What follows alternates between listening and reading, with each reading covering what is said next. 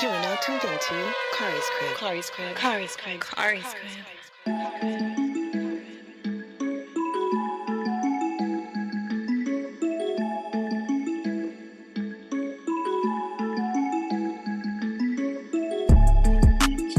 What's good and 10 pretty people? Tuesday evening. My name is Khary. This is my crib. And I invite you into my home for another evening of the dopest live stream that's something like a podcast, something like a newscast, and sometimes like a showcase. We got a good show for y'all tonight. We got some interesting news we're going to be getting into, some topics we're going to be talking about. It's going to be a fun show. I'm joined this evening by the beautiful Tati. How are you doing this evening? I'm good. How are you? I'm doing pretty good. B's Buddha is going to be joining us a little bit late this evening. He actually is at a birthday party currently, his son's birthday party. So happy birthday to B's son. Oh, Definitely happy birthday shout out to him, you know what I'm saying? For real. You know, how was your weekend though? How's your week started for you thus far? My week has been pretty good. Just running around, working and stuff. Tired. Sound a little tired, but we're going to see if we can get your energy up a little bit. See if we can get your energy just a little bit higher, you know?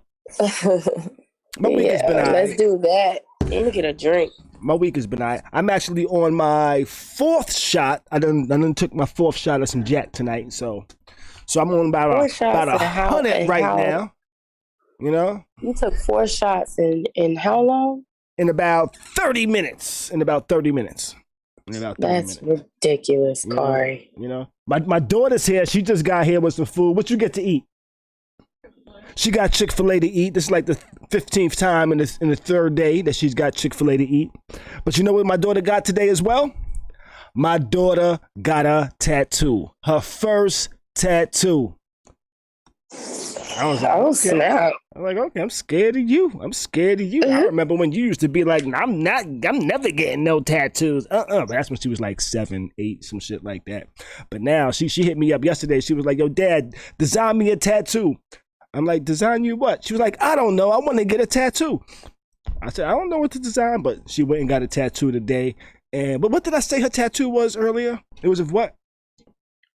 It was a mask from Demon Slayer. From Demon Slayer. Yes, it was a mask from the show Demon Slayer on Netflix, you know?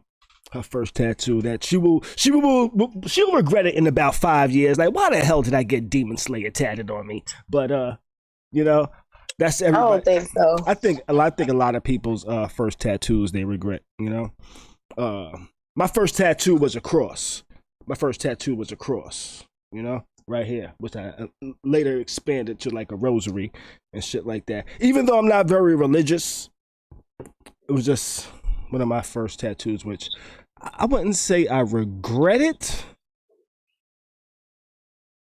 But knowing what I know now, I'll probably get something a little different. You know? Oh, yeah? Yeah.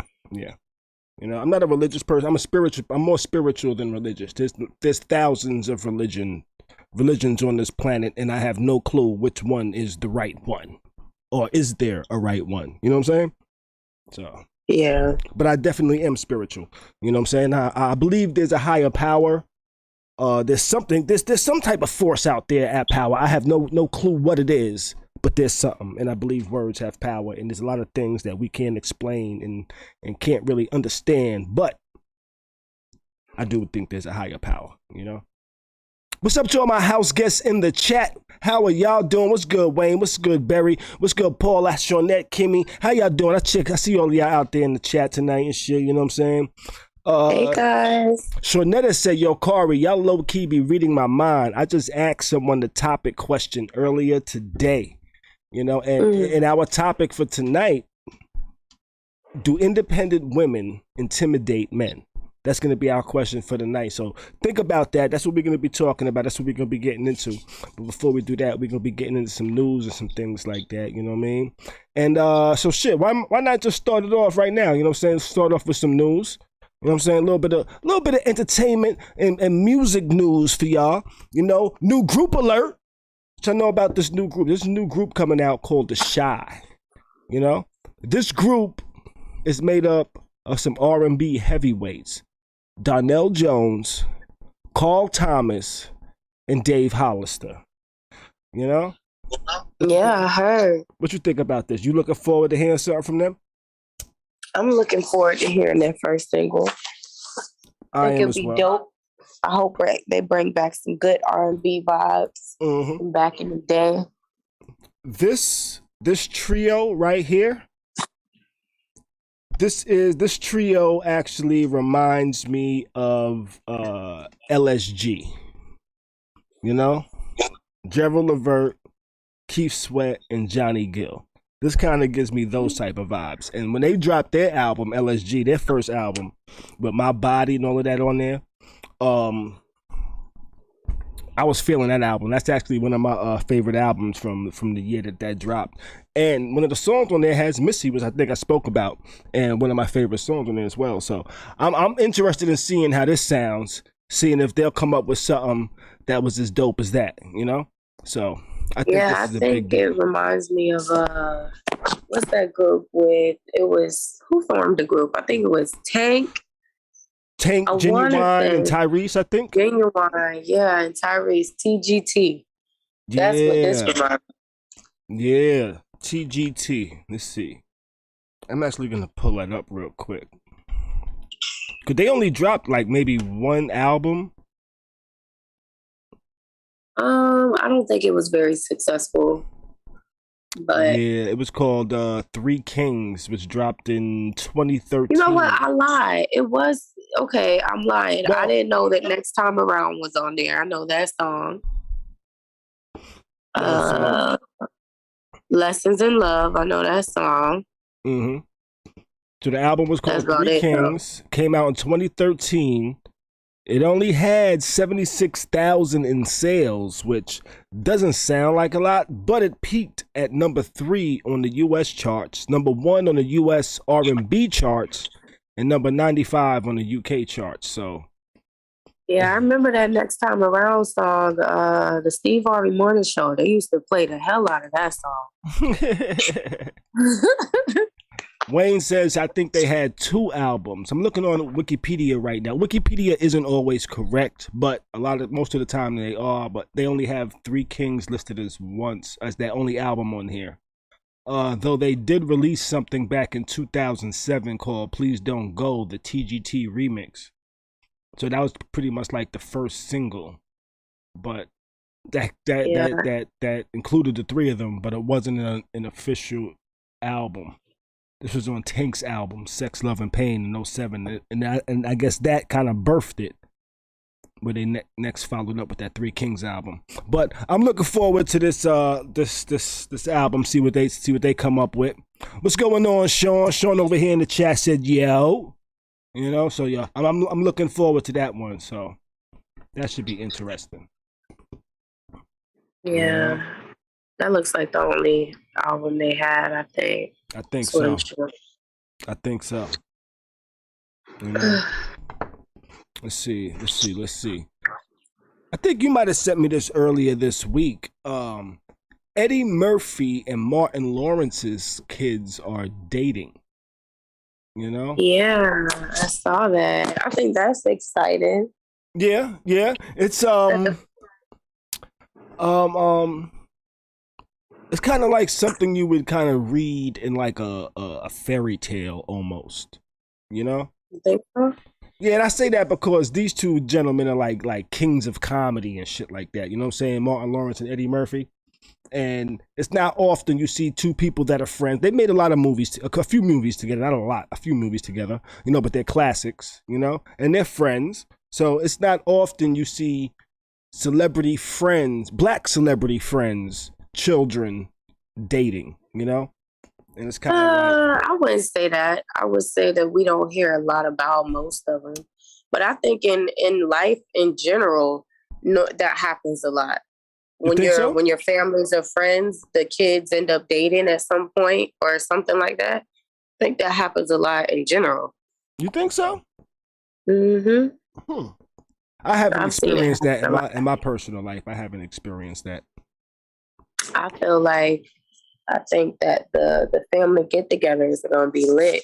Mm-hmm. But I definitely think that it's something that happens a lot.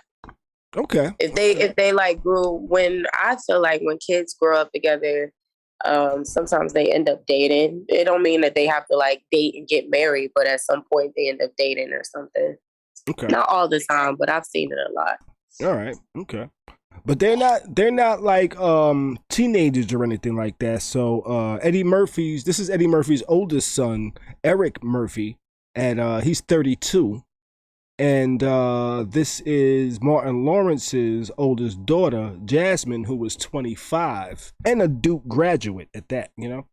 And this isn't the first time that they let their relationship be known, but this is like the first time people actually paid attention, you know. And they was like, oh shit, I think these motherfuckers are dating, because in one of the tweets it mentioned like my love and shit like that. Though Eric Murphy did post something a little while back during her graduation, congratulating her and shit like that. So that was interesting. Let's see over here. KD in the chat said, yo, how many kids Eddie Murphy have? I'm not sure. He has a good amount. Let's see. I'm just gonna Google Eddie Murphy kids. Eddie Murphy has 10 children. 10 children. Oh, wow. That's a lot of kids. Nobody talk about him like everybody would talk about Nick Cannon. I think because he doesn't have 2-3 kids in the same 3-month period, you know. Oh. Yeah, Nick Cannon has 3 kids this talking year. About the amount of kids, I don't know, because Nick Cannon, I know he has people pregnant at the same time, but I know he's had twins and stuff from like, I think this is the second woman he's had twins with, her and Mariah Carey. I don't remember her name right now. Okay. I don't know. I don't see a problem with people wanting to have a big family and a lot of kids. Yeah, I don't see a problem with it either, especially if you have the means to do it. Yeah, I just think Nick Cannon is on some king shit. Like, say that again? I mean, I don't think Nick Cannon is... I don't think Nick Cannon is... When you say king shit, what do you mean? When I say king shit, I mean like back in the ancient times where like kings and queens ruled. Kings would have 3 and 4 kids within the same year, you know? They would have multiple women and shit like that. And when I say king shit, I don't mean like, oh, look at my black king. I'm just thinking back to the times when kings and queens and shit like that. Kings would do some shit like that and have mad children with different women. Yeah, I think Nick Cannon, I'm pretty sure he's open about it with the women. Like, yeah, I feel like wanting to have a lot of kids, but he's not necessarily in a relationship, I guess, maybe to do so. I just think that he wants a big legacy is what I think. But I don't think that he's going into it in a way where the women don't know that that's what he's doing or that they're getting pregnant on accident.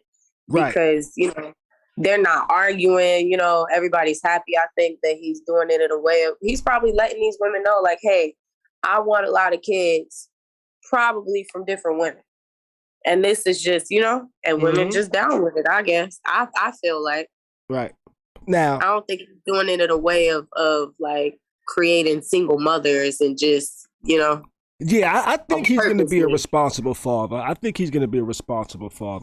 You know, that's just from what I see, from what the picture he paints and shit like that. And he has the means to be able to do it. You know, he has the means to be in 5, 6, 7 different cities in a week, you know? Me on the other hand, I think that he just wants a big legacy. I'm pretty sure is what it is. I think that not everyone wants like family units, you know? Some people want a lot of big families. And the Bible does say, be fruitful and multiply. Populate the earth, you know, or repopulate the earth. Listen, but take care of your kids when you do so. Yeah, but definitely take care of your kids, you know. And there's some people that says, how are you going to take care of all these kids? I look at it the same way as a nigga with a job that's demanding and only has limited time. He has one family and he has limited time to see his kids. Nobody complains about that, you know, when the man's just busy working, you know. Say it one more time. some people has been saying, how is he supposed to take care of or see all of these kids at the same time, you know? And I see it as there's men like, so say for me, for an example, back in the days, I worked a lot of hours. I worked maybe 10, 12 hours a day sometimes, you know? I didn't get to see my kids as much as I wanted to, you know? Yeah. Now, somebody with his means can probably do the same thing, make it seem the same way, I should say, you know? I would say that it's a little weird. Like, even now when I see men that don't live in the same state as their kids, like, that's a little weird for me. That's a little weird for me. Like, yeah, I don't know. I'm pretty sure that none of his kids will go without or be neglected. I feel like he would try his hardest not to make them feel neglected or whatever. I don't think that he's doing this in a way just to be, you know, just to be having sex with a lot of women, just, you know, and just not pulling out.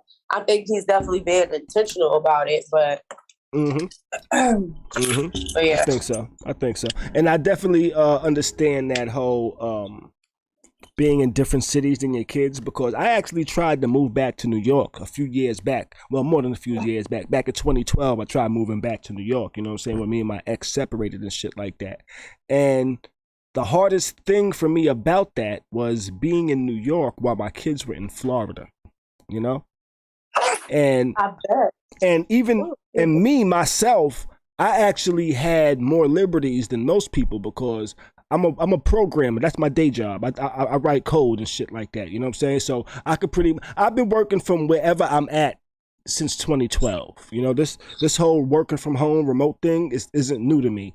Like it is for a lot of people during this COVID era. But I've been doing this since 2012, and I was in a different city, but I made sure I was back around my kids every couple of months.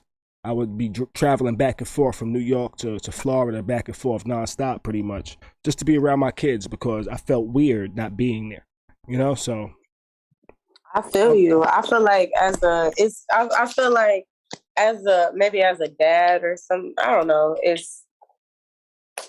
how to explain it. I think I'm a single mom, so I'm around my baby every day. Like, I have to be. I have no choice. And even if I had a choice, that wouldn't be my choice.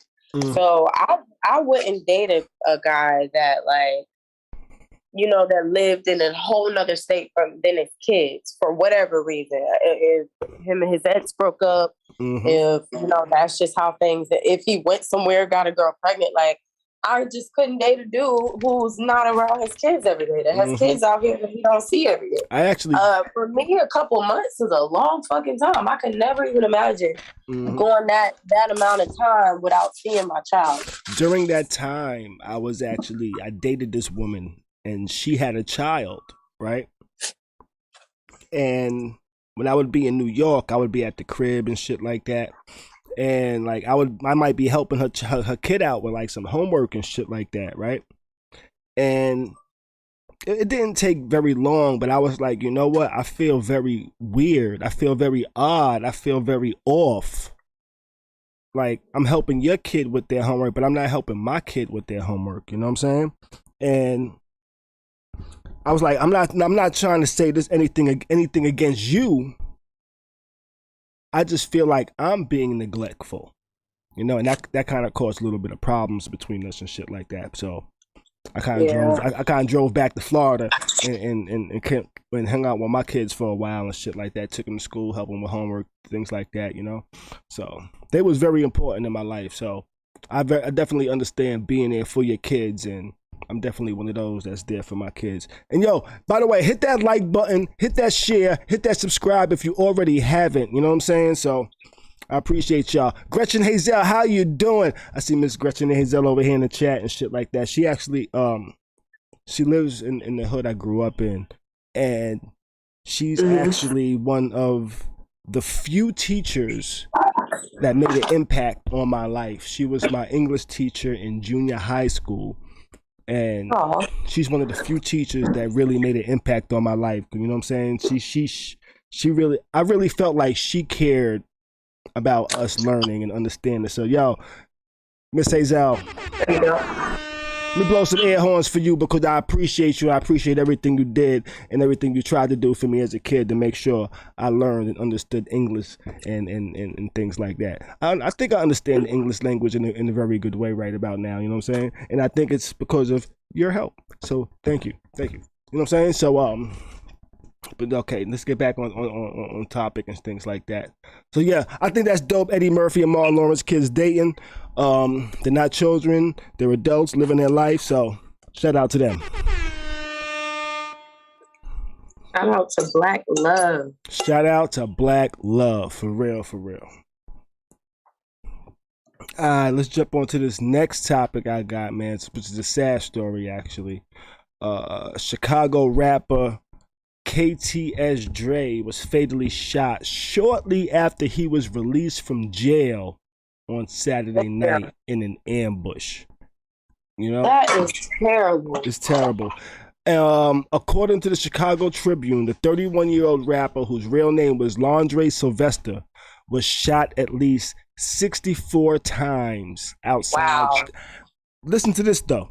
Shot at least 64 times outside of Chicago's Cook County Jail. Now, wow.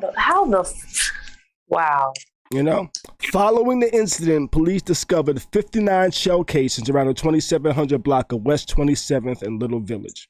Sylvester was taken to Mount Sinai Hospital and was pronounced dead there less than an hour later. That's absolutely just heartbreaking. A 60-year-old woman that was with KTS Dre was hit in the knee and taken to the hospital for treatment. Another woman who was walking around the area when the gunfire erupted was also shot. Her mouth was grazed by a bullet, and she was also taken to Mount Sinai and listed as being in good condition. And it appears Sylvester was the intended target, and while the woman was inadvertently struck. You know, sad story, but 64 shots, yo. That's terrible. That's I don't even understand this war that's going on right now. You know what? All these young people dying. I don't understand it, but I understand it. Let me tell you what I mean. So we're like, yo, why are they killing each other? Why they keep killing each other? Why they keep killing each other? I know why. I don't understand. I don't understand the mindset. KTS Dre was hit 64 times. If that was my brother, if that was my family, you couldn't talk to me about peace. You know what I'm saying? And that's why the shit keeps continuing on and on. Because as much as I want to say, y'all got to stop the killing, it's hard for somebody to let something like that go. You know?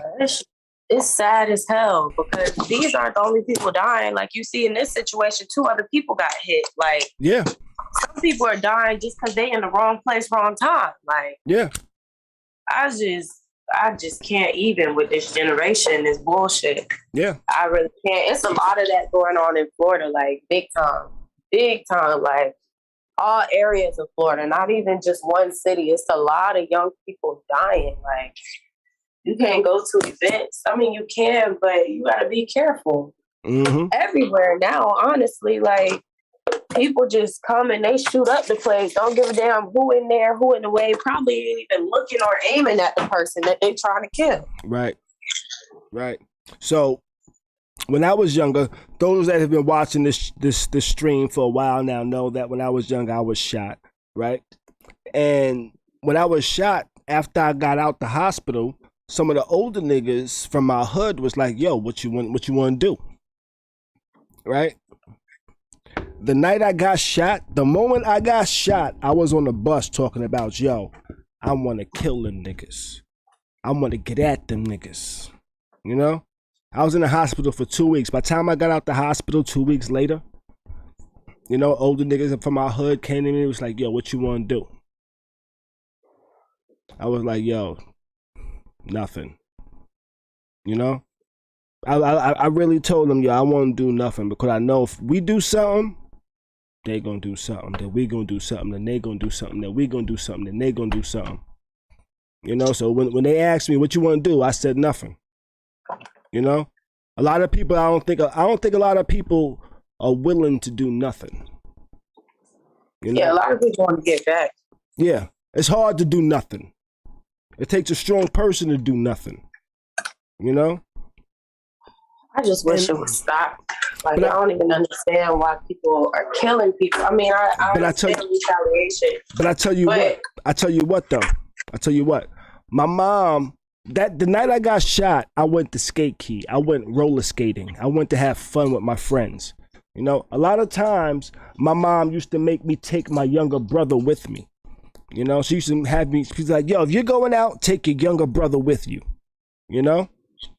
Now, if that would have been one of those nights that my mom made me take my younger brother with me, my younger brother's 6 years younger than me, by the way, you know? So when I was about 16, he was about 10 years old, going with me to these little skate shits, you know what I'm saying? And this is in New York, in the Bronx, where everybody thought they was fucking thugs and shit like that, you know? But if my brother was with me and something would have happened to him, there wouldn't have been no don't do nothing. They would have been like, yo, we're going to kill everybody we see. That would have been my ignorant mind state, but that would have also been my anger, my hurt, my pain, and that would have been my way of motherfucking retaliating. So even though I want to say niggas need to stop the violence, it's hard to tell somebody to stop the violence when they love somebody that's gone now. Niggas need to stop this stupid ass street shit is what they need to stop. That's what needs to stop. This dumbass street shit.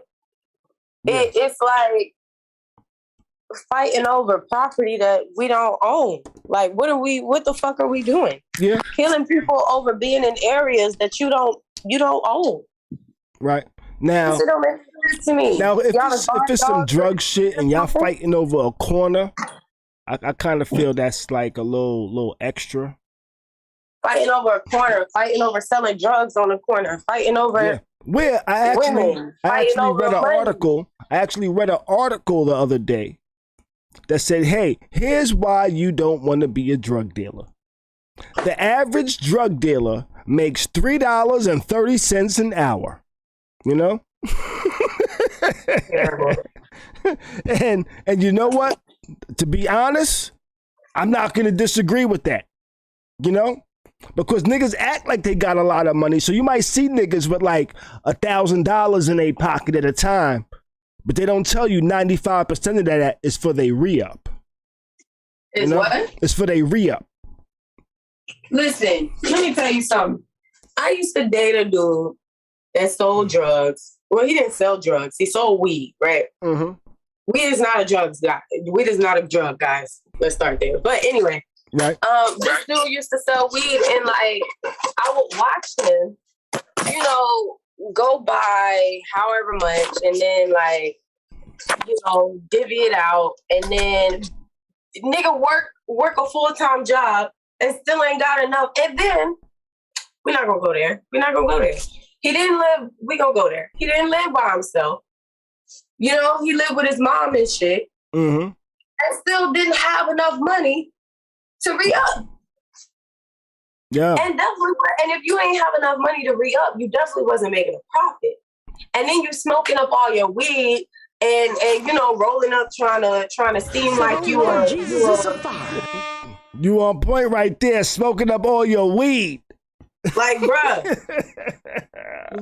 what is the purpose of you doing this? You just want to be cool? Yeah. Basically, the way I see it is that you selling for your plug. He giving you weed and you divvying it up, and then you got enough money to pay him back. So why are you doing it? So, okay. Why are you doing it? So the thing that I understand about that is when I was young, I sold drugs for a little while, right? When I was like 14, 15, I was actually out selling weed and shit like that, right? But when one of my older homies, he gave me the package. He was like, yo, this package is for you. You sell this. This is your cut. This is my cut, right? Because I'm fronting everything. My cut is bigger. So it wasn't 50-50. It was 60-40. So for every $100 he gave me, I had to give him 60 of that. And I keep 40. You know what I'm saying? It's terrible. My first package. I think I owed him like $25 because I smoked too much of the weed. That's so dumb. I'm convinced that niggas just want to be the plug just so they can be seen smoking all the time. It took me 2 weeks to realize, I should not be selling weed. Selling weed is not my thing. You know what I'm saying? Listen, I knew a dude that he didn't have a car. Mm-hmm. He didn't have a car, and did he have a job? I'm not sure if he had a job at the time, but he would ask his plug to front him, right? Mm-hmm. And the plug would front him, and then he owed the plug money. So you know what he did? Mm-hmm. Start selling weed for him, making no profit. Mm-hmm. Making no profit. And the man didn't even have a damn car. So and he lived far as hell. So he wanted these people to come to him. Yeah. He wasn't. And then he was asking other people to buy him weed out of his own stash. Like, no. Yo, light me up. Yeah, like, nigga, no. Nigga sell you some shit. Why the fuck is you selling? Nigga sell you some shit and then say light up. That means he's selling for somebody else, nigga. You out here selling drugs for free. This is ridiculous. Yeah, and niggas be doing that. I learned that lesson when I was like 14 years old, 15 years old, that this is not the thing for me. You know, weed is not the thing for me. You know, so not selling it at least.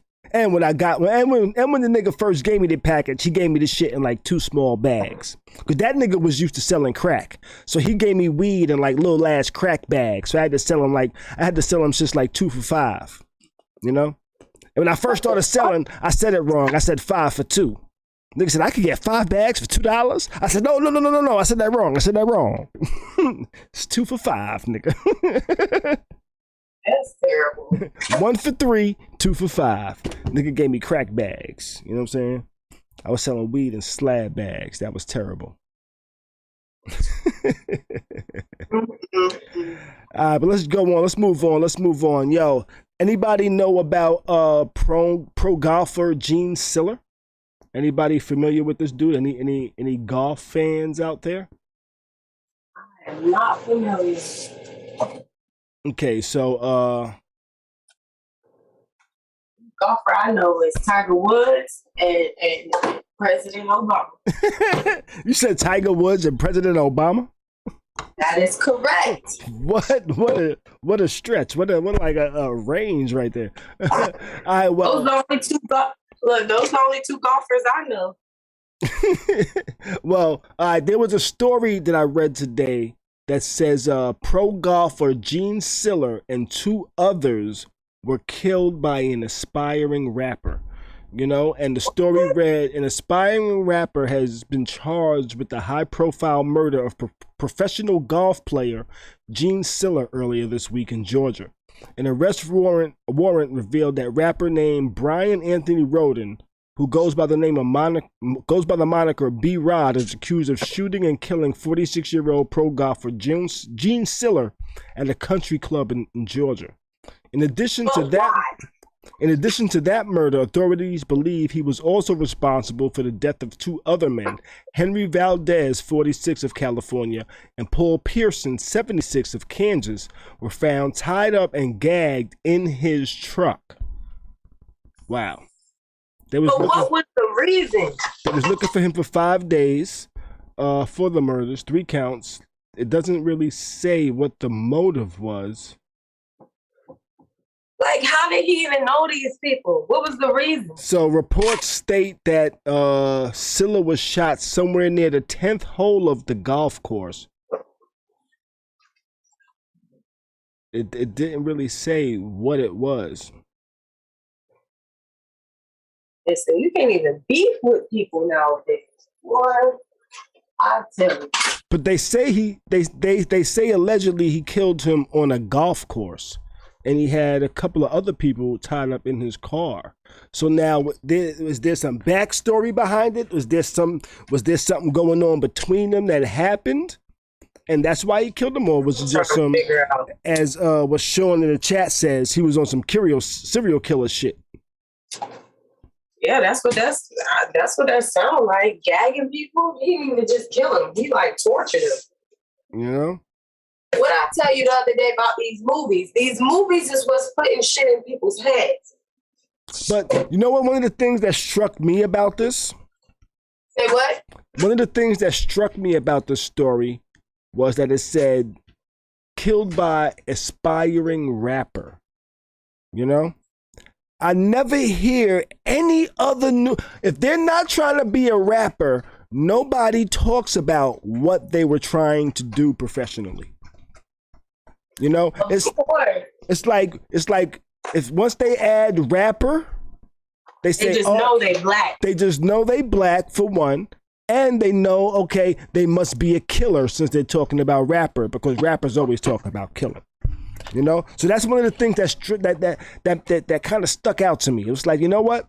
I never hear, well, actually, unless they're like about to be drafted to the NFL, then you might hear aspiring football player or something like that. Or if they're about to be drafted to the Major League Baseball, they might hear aspiring baseball player. But you never hear aspiring web developer charged with murder or aspiring fucking forklift driver.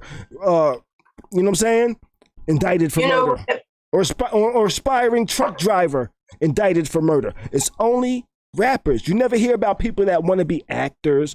That whatever profession they want to be, you never hear that in the headline unless they're a rapper. You know.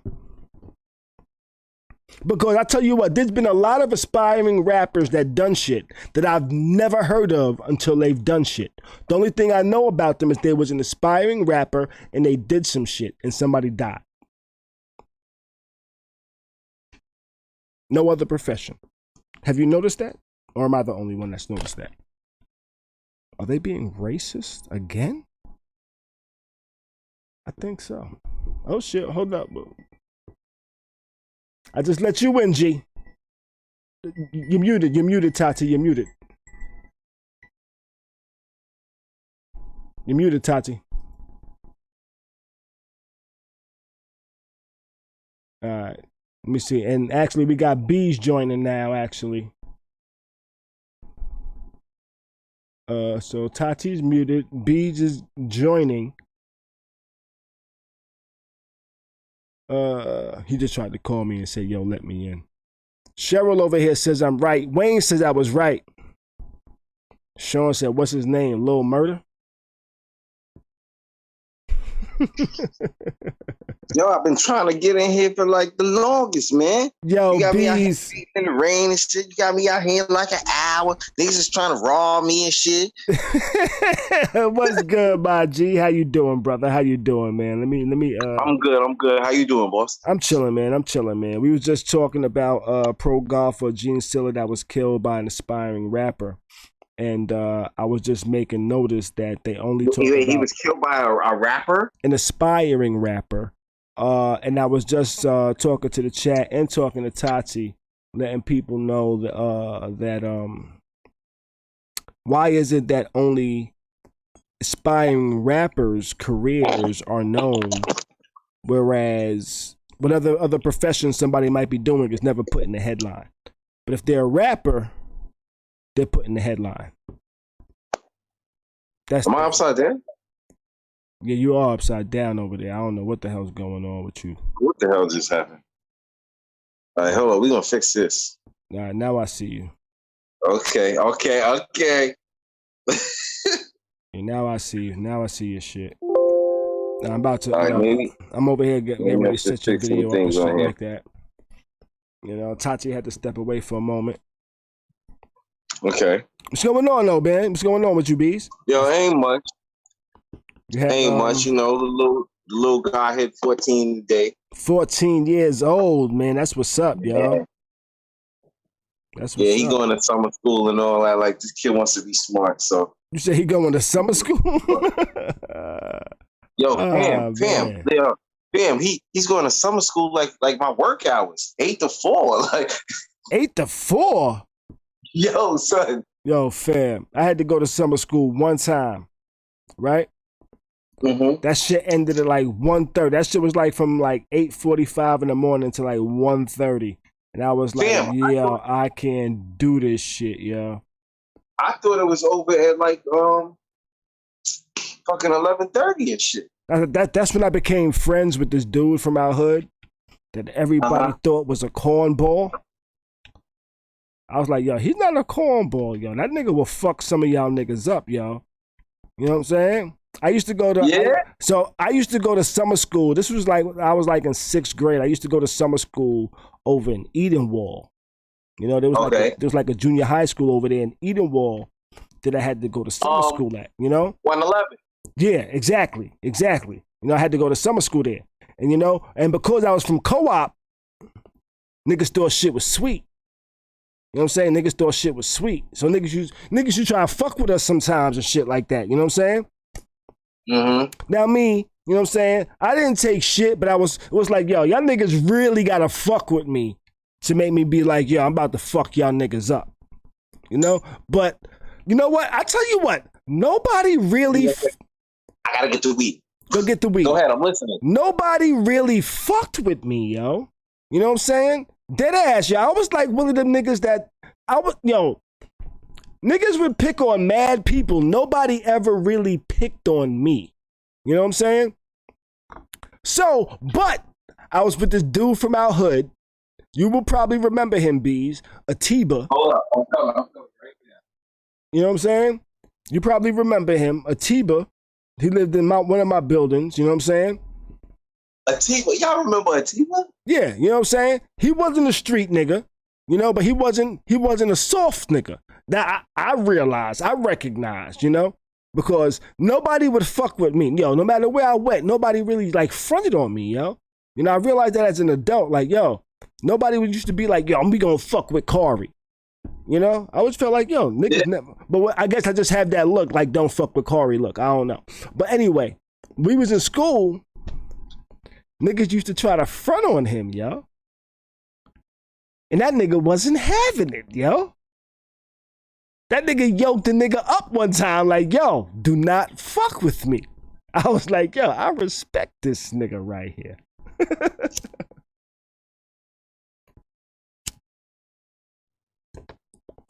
Bees went to go get his smoke. Tati got some shit she handling right now, so she'll be back shortly with us, you know what I'm saying? What's good? I think I'm good. Yeah, yo, but yo, niggas used to try to front on him, and that nigga held his ground, yo.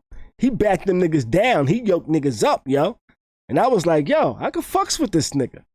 You know, but the crazy shit is, back in the hood, he would let niggas herb him. You know?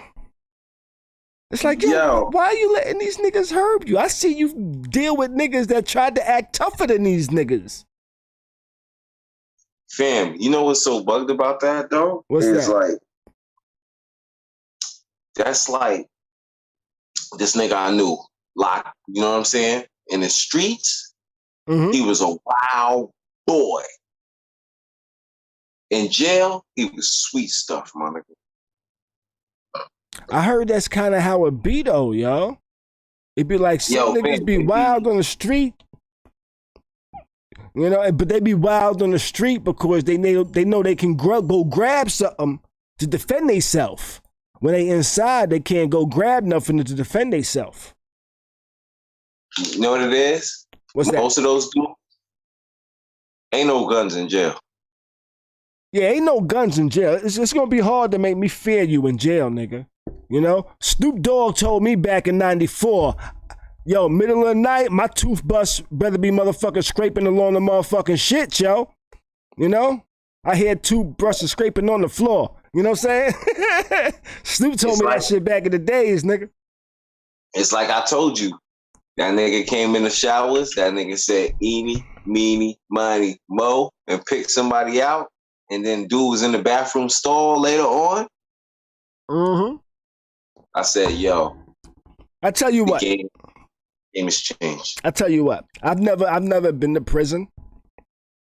I'm not a loudmouth nigga. I'm not a nigga that's just like, niggas better not fuck with me, yo, word up. I'm not that nigga. You know what I'm saying? I'm not that nigga. You know, I'm the nigga that's like, yo, if a nigga fuck with me, boop, I'm going off and letting everybody know this is what happens when you fuck with me. I'm just gonna wild the fuck out. You know, I'm that nigga. I'm the nigga that's like, you know, I'm not gonna say shit, but if you fuck with me, if you violate, I'm fucking you up. You know what I'm saying? So if God forbid I ever did go to jail and somebody did take advantage of me somehow, oh, you best believe I'm killing a nigga while they motherfucking sleep. Oh, you best believe it, nigga. You best believe a nigga gonna die behind that shit. And I'll tell you that now. You know, you seen American Me before. I think you seen American Me. You know, there was a scene in American Me where nigga took advantage of the nigga. You know what I'm saying? Nigga got fresh into like the juvenile shit. Nigga motherfucking raped them in jail.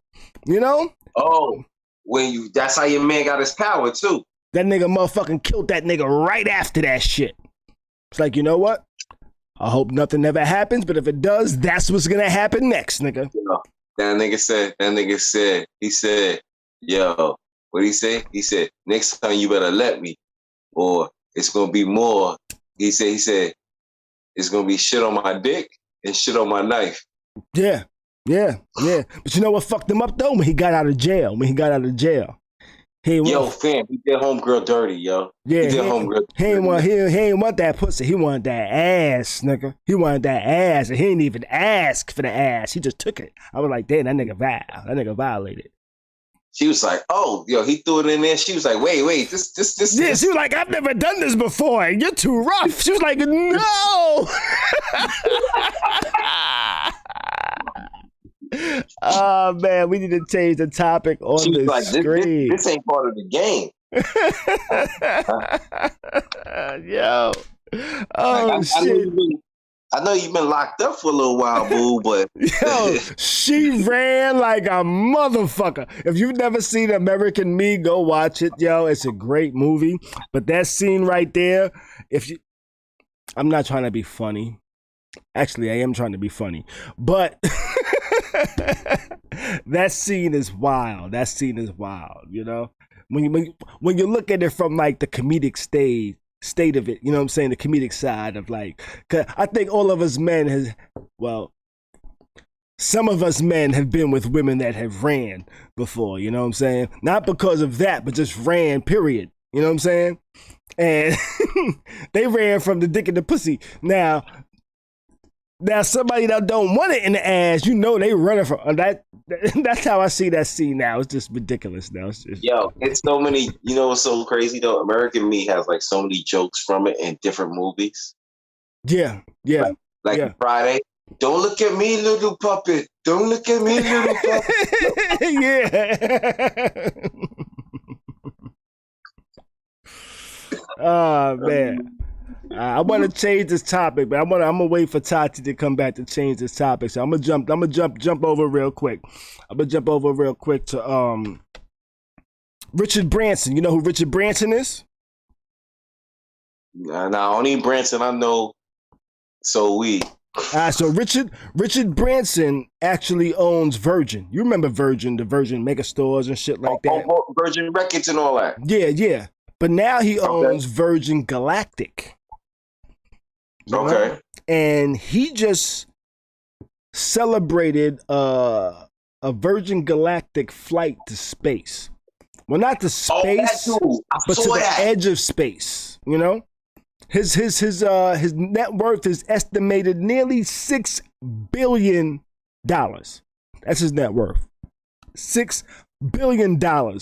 You know, and the first is celebrating the first VSS Unity test flight with a full crew to the edge of space. They kind of flew like to the edge of space. They wasn't in space. They was like right to the edge, but you could be like, yo, just 2 more feet and we there, nigga. You know? But they flew to the edge of space. This is just one step before they actually go into space and just be chilling and shit like that. I'm not sure what his goal is once he gets to space, but they want to get to space. Are you interested in going to space, Bees? No, only for survival purposes. That'll be only for survival purposes. Like if Earth is about to blow up and you got to go into space. Yeah. Okay. Yeah. But other than that, listen. Check this out. I got 2 feet down on this ground, right? Uh-huh. Occasionally, if I take a flight, you know, I might leave the ground. Mm-hmm. But for the most part, I feel like this gravity was meant for me to be planted down here. So I'm not gonna go up. I'm not gonna go up in space now and mess around with stuff I don't even know about. What if you're not from this earth? What if like your original being, our original being, is from another planet? What if we came here? What if we're not from here? We find out that's why everybody wants the black man DNA. You know? So Netta says, I heard Jeff Bezos is supposed to go to space. He is. He actually has his own space shit too. Him and this virgin dude, what's his name? Richard Branson. Him and Richard Branson are kind of currently battling to go to space. You know what I'm saying? And actually, Jeff Bezos actually pulled up on a nigga in his kitchen. I think he was in like his kitchen before he took his flight. Like, yo, congrats on your feet, my nigga. You know what I'm saying? I hope you get the space. I hope you don't die. I hope you come back. But I'm actually gonna get the space before you. You just trying to go to space. I'm trying to go to Mars, nigga. That's what Jeff Bezos. That's what I'm picturing. He said in his head. You know what I'm saying? Yeah, Jeff Bezos got a whole Amazon plant on Mars, my nigga. I bet you, Yo, Jeff Bezos is an ill nigga, yo. Jeff Bezos is an ill nigga and a very, very, very shrewd businessman, yo.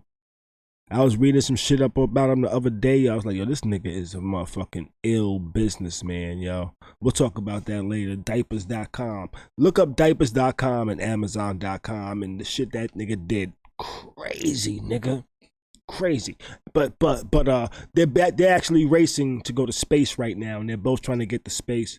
So he's like Vince McMahon and whatnot. I mean, you know. He does remind me of him now that you say that. The ill business mind, fam. Yeah.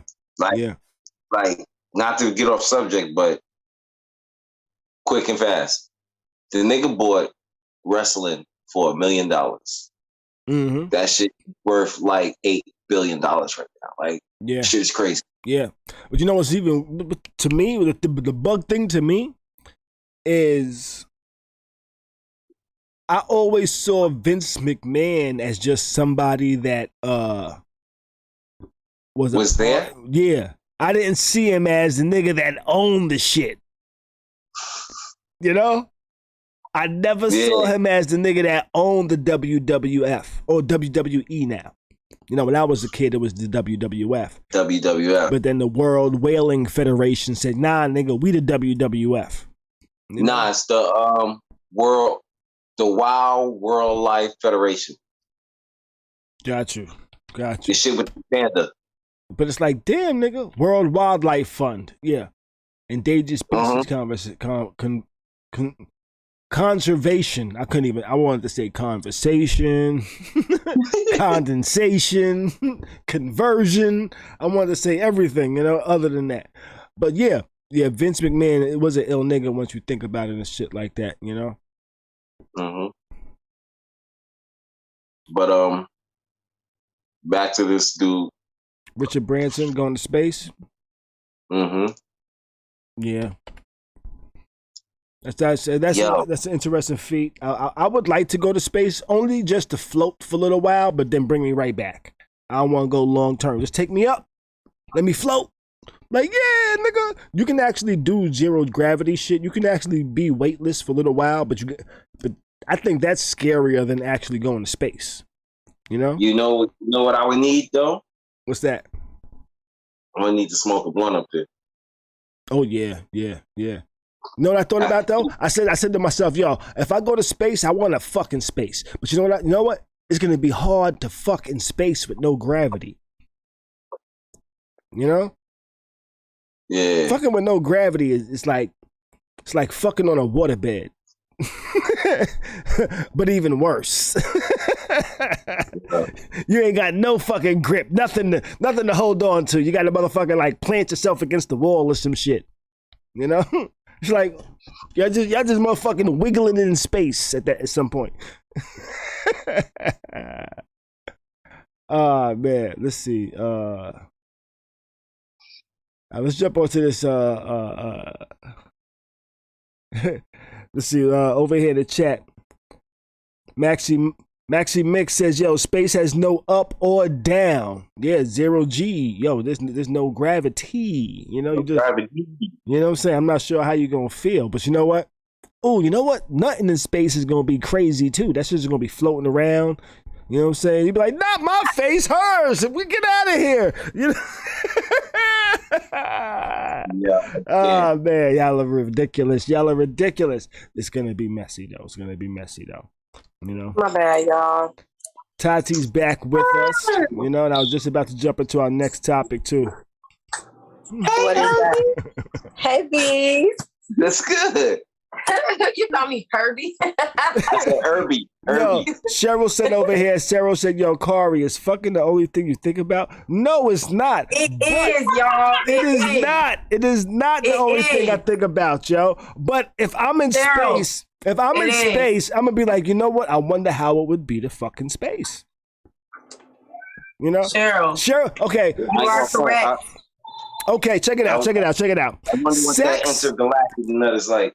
Sex is not the only thing I think about, but it's one of the things. Check it out. But if I am buying furniture, I am gonna look at this furniture and say, hey, can I fuck on this furniture in many different ways?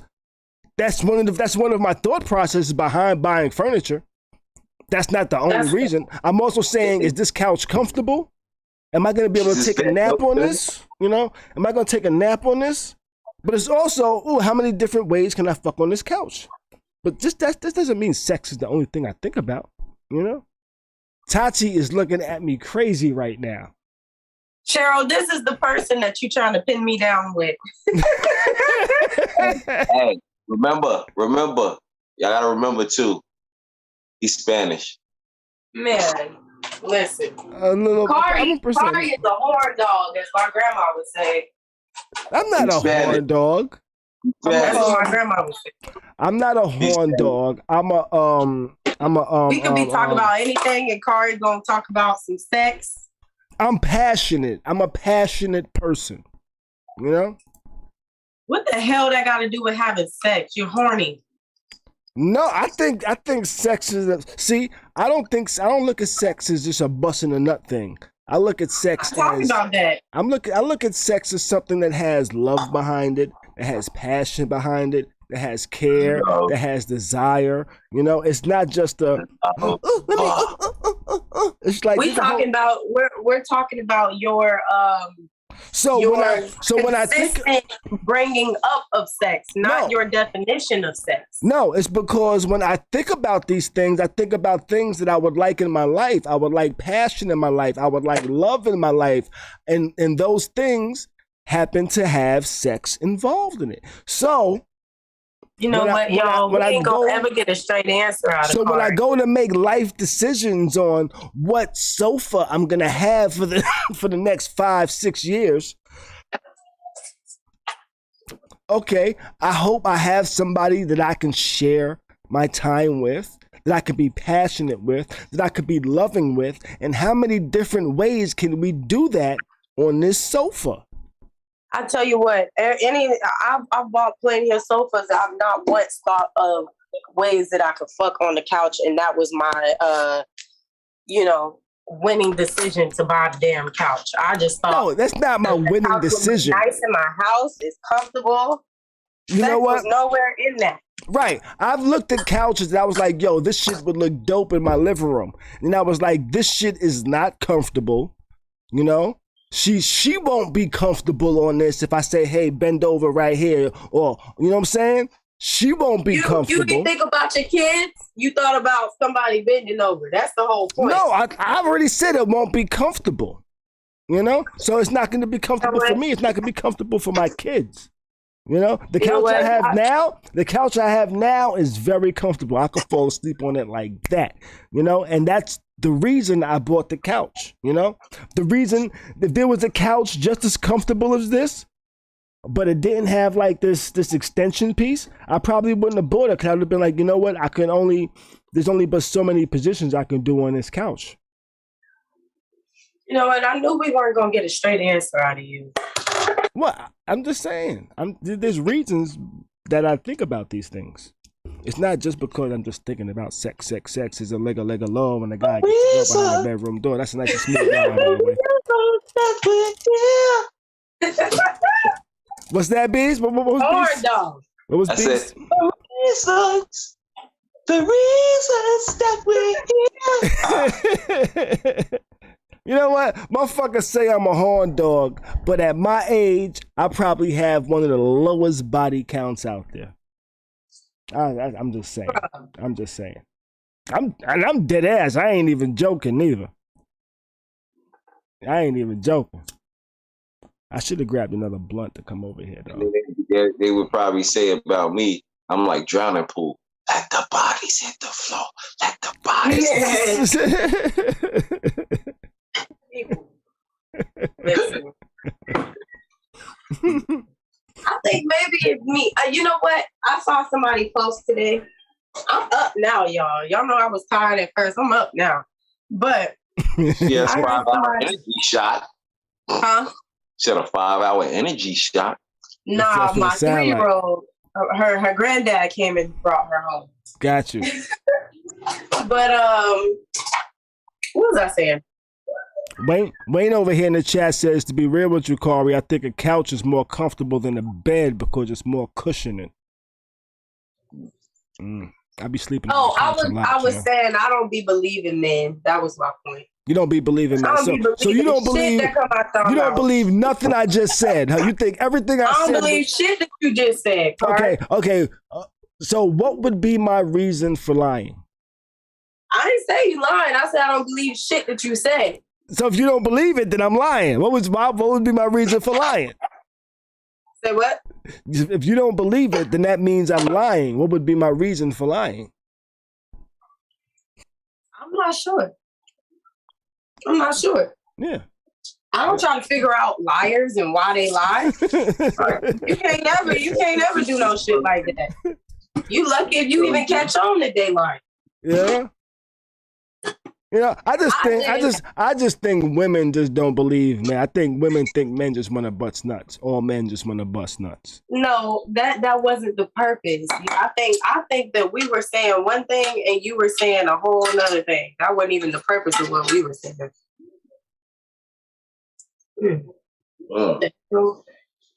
Oh, I'm reading this but no, that wasn't what I was saying. But I don't believe none of that shit, and that's fine. Continue. All right, let's jump to our next topic then. All right.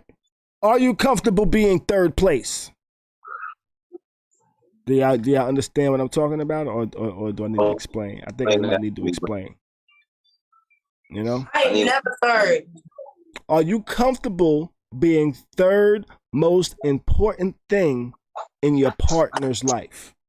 You know? Top two, and I ain't number 2. So, number 1 should be their self. Number 2, their ambition. Number 3, their significant other. Yes or no? Would you be okay being third in someone's life? Yeah. If number 1 is their self, number 2 is their ambition, and number 3 is you. You know, so I think that you don't have a choice. I think that we all should be third in someone's life. I would think that someone would take care of themselves, their children, and their goals before they, you know, attempt to have a relationship with someone. Well, I see it like this. God, my kids, my parents. You know? Mm-hmm.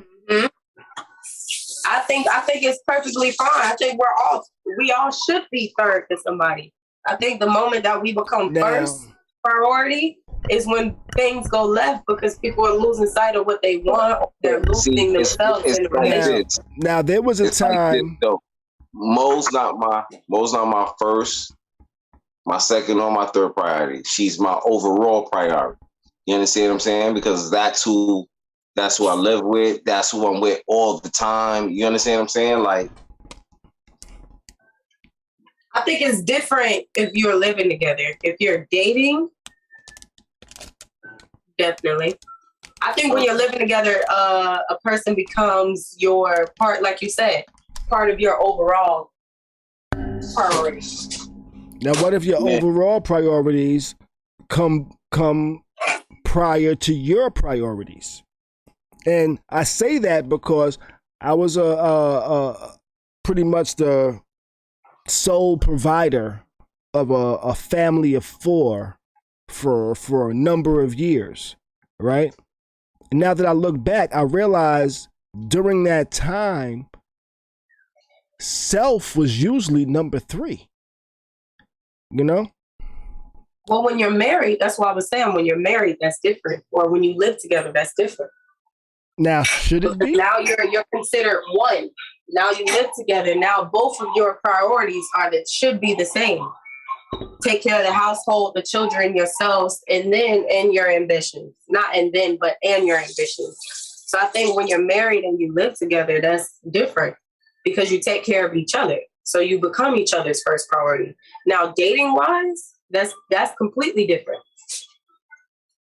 To me, at least. All right, no, I get it.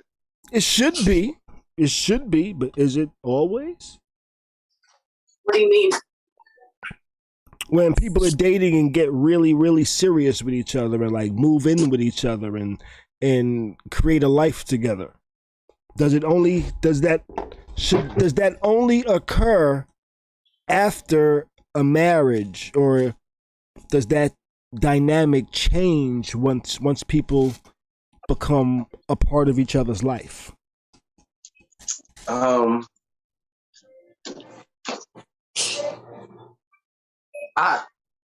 like, it's so crazy. Like when you're even when you're dating and you're living together, like that's like you're married. Like, so it's like when you're dating and it's like different households. I get what Tati's saying. Like when you're dating, there's different households. It's like a little different from you know what I mean? Like your immediate household is what you always going to think about because that's what's closest to you. That's your everyday. That's what you see, and so forth. Mm-hmm. Mm-hmm. So it's like,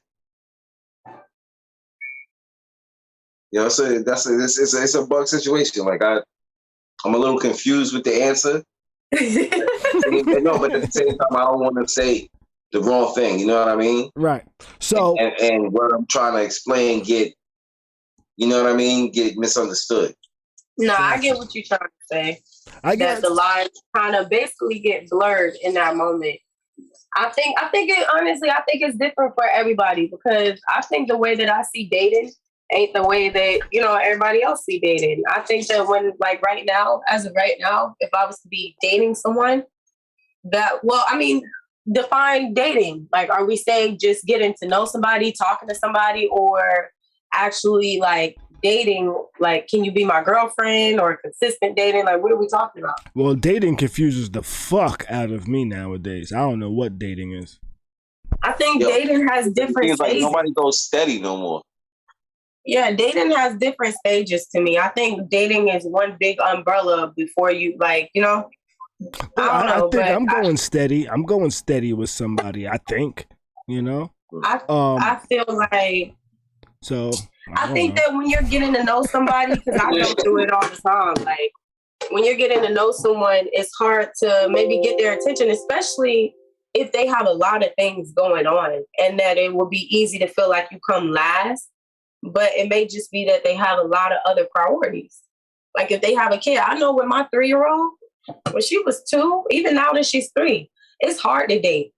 Like it's hard to date working, doing like business things, and then also taking care of a kid, because by the end of the day, I'm tired as hell.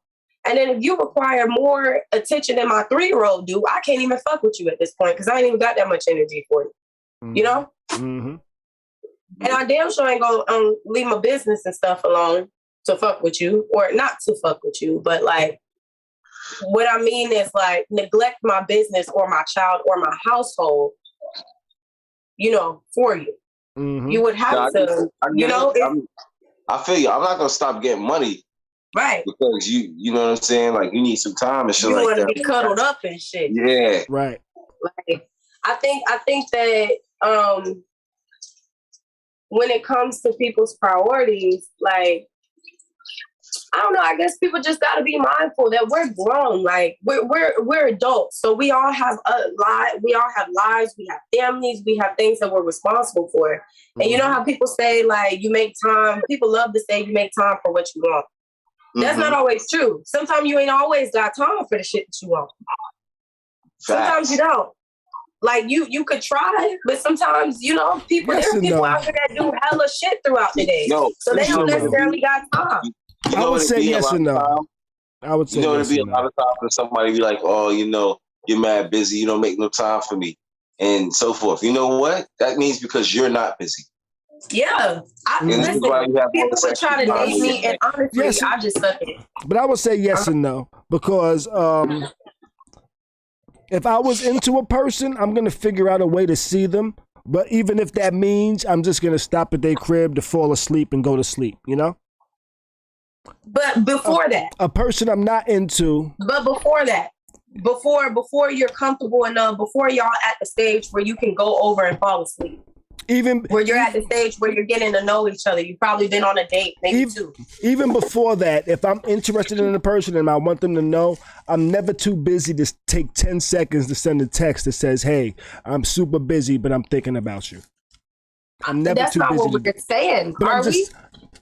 Yes, I think so. That's just letting somebody know, hey, even though I'm busy, I can still let you know. You know, well, no, we're not. What I'm saying is, we're not talking about a situation where we would just let them know that we're busy. I thought we were talking about, are you okay being their third priority? Not that I'm busy. Yes. Are you okay being their third priority? But it kind of seemed like you was implying like I'm too busy to even contact the person. That's not what I'm saying. I'm just saying, like, for a person that maybe wants a lot of attention and I maybe only have time to text today rather than be on the phone, or maybe we can't really see each other in the next week or two because I'm a little busy. My schedule is booked up. But I give you the time that I can. That's how I took that. Not as, oh, I'm too busy, I can't ever talk to you, can't ever reply to you. Okay. And then I think that we don't talk about, I don't think that we talk enough about the transition from being single to being in a relationship, like, or not even being in a relationship, but maybe just talking to somebody. Like, I go through it. Yeah, it's tough as hell because I'm used to being by myself. Like, I'm used to not having to check in with nobody, not having to text anybody back. You know, like, be on the phone, caked up, none of that shit. And then it's like when you start talking to someone and they're like, oh, well, you didn't call me. Oh, well, you didn't this. Well, you didn't that. It's like, damn, I'm not used to being responsible for all of that. And then they feel away. Right. I've been through that same shit. Motherfuckers need to know. Motherfuckers need to know. In the first 3 months, first 6 months, it ain't gonna be like that. Yeah. You know what I'm saying? Depending on the people. The first 3, 6 months, I'm not gonna be like, yo, why you ain't calling me, yo? Yeah, I think if you're, as long as you're open about everything, like, I feel like it shouldn't be an issue as long as you guys have that conversation, but also open in a way, like, emotionally available too, because I can honestly say, like, there's been a few people, now granted, these people didn't deserve a chance, but I can honestly say that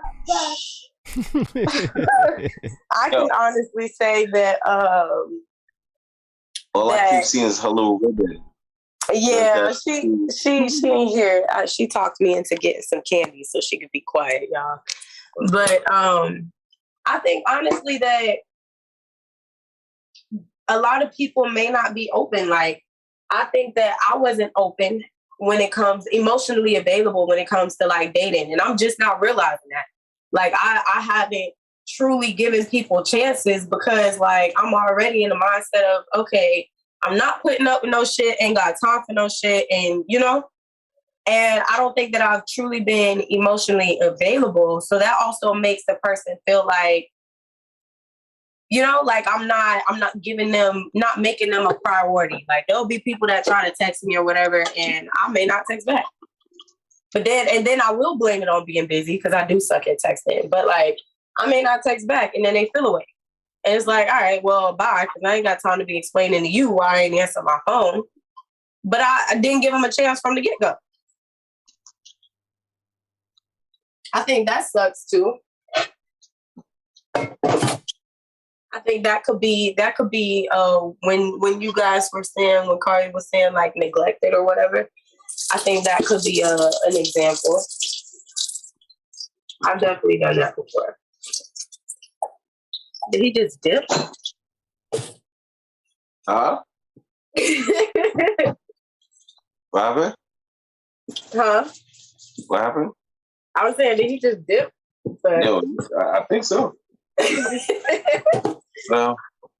But I think it's healthy. I think it's healthy to be someone's. I think because we're numbering it, that's why it sounds bad.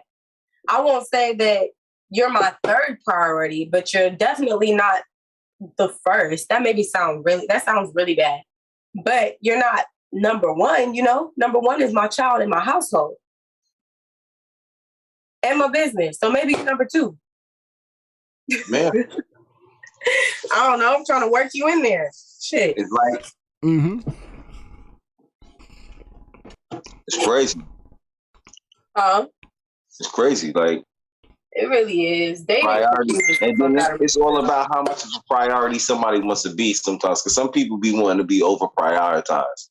Yeah, that's what I'm saying. Like, y'all, a lot of y'all require more attention than my 3-year-old does. And I just cannot give you that energy. I ain't even got enough energy at the end of the day to even deal with that type of shit. You want to be on the phone all day. I don't even know you like that. Get to know me first. Because I'm a person that feel like I need to know you. And it could be 3-4 months. And it could be 8-9 months. And I still maybe might feel like I don't know you like that. You know? I don't know. I'm big on that. I don't even know you like that for you to be requesting this much out of me now. Take it slow. What's that? What was that song? There's a song that talks about take it slow. Yeah, for me, it take a couple of years for some people. I ain't gonna say. I said for me, it takes a couple of years for some people. Like, yeah, it definitely takes time to get to know people. I'm one of those people because I think that I felt like before that I've gotten to know someone, and after years, still like, you know, the shit that they did or whatever still made me feel like I didn't know them. Or like not even just with someone I was dating, my family, like for example, make you feel like you don't know them, you know? And it's just like, that's why I take my time. And honestly, when people move too fast or they pressure me to jump in a relationship for a title, whatever, I'ma just chill now. Cause now I don't know why you pressuring me. I don't know what you trying to give me. That's how I start thinking. You know, when dudes start pressuring you to be in a relationship or to have sex or something, now I feel like you trying to give me something or you trying to get together. I don't know, but you're moving too fast for me. Let's slow it down. What is the rush? I've had that experience with women as well. Just rushing. Most of the time, it's the women that's been rushing to fucking get married, which has been a killer for me. It's like, why does everybody just want to get married? Don't even know why they want to get married. That's a totally different conversation, but I think most of y'all know what I mean. I get that with the rush part and all that. I dealt with a chick one time. Yo, she was rushing everything. She was trying to rush everything, bro. And yo, the thing that's so crazy though, she tried to rush everything. She had a whole dude. What? Yo, it's crazy. Sis, what the hell? He was locked up, you know. It was crazy, yeah. Yeah, what's crazy is that's why. The reason why people rush like that. The reason people rush like that is because, and I've had it happen. Dudes tell me like, "Oh, I just need you to be real with me and be 10 toes down and this and that and this and that, and I'll give you whatever." And it's like, bro, we just met. This is the first date. You don't even know me. Like, people trying to push you into a relationship and push all of these characteristics on you because they just want to be, and the person is like a question mark and they just willing to put anybody in this role just to have a relationship. Yeah. And it's weird to me. Like, you don't even know me yet. Right. You don't even know me. I could be crazy. I've had that experience where I've known somebody for like a week, and now they're like planning their life out with me. I'm like, wait, you don't even really know me yet. You just know me for a week, you know? I've made a couple of jokes, you know? Damn, I dealt with a chick. She had shit up in the registry and all that. Date, everything ready. Huh? Damn. What? Damn. Yeah. Listen, She done created the wedding registry on this nigga here. Yeah. listen, I got a friend that's pushing her man to propose to her. Oh, how's that going? How's that going? Man, listen, she is on it, bro.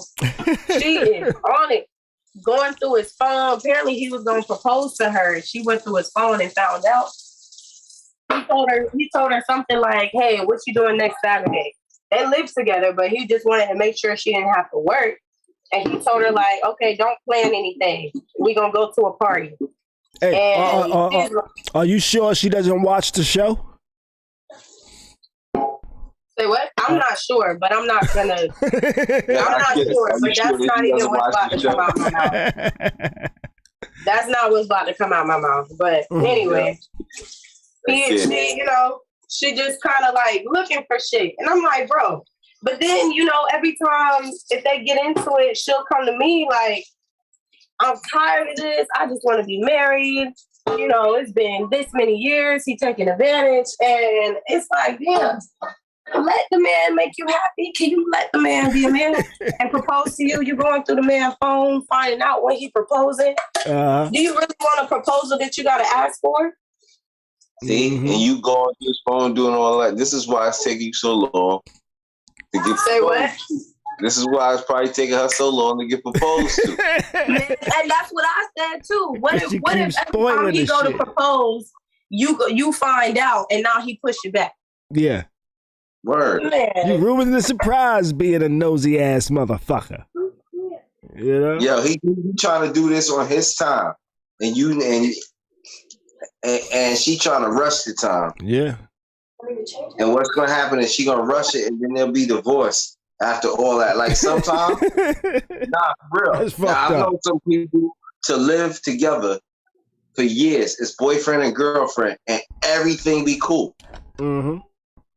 And then they get married. And shit, they get married and be divorced like a year later. Yeah. Mm. You know what I'm saying? That should be crazy.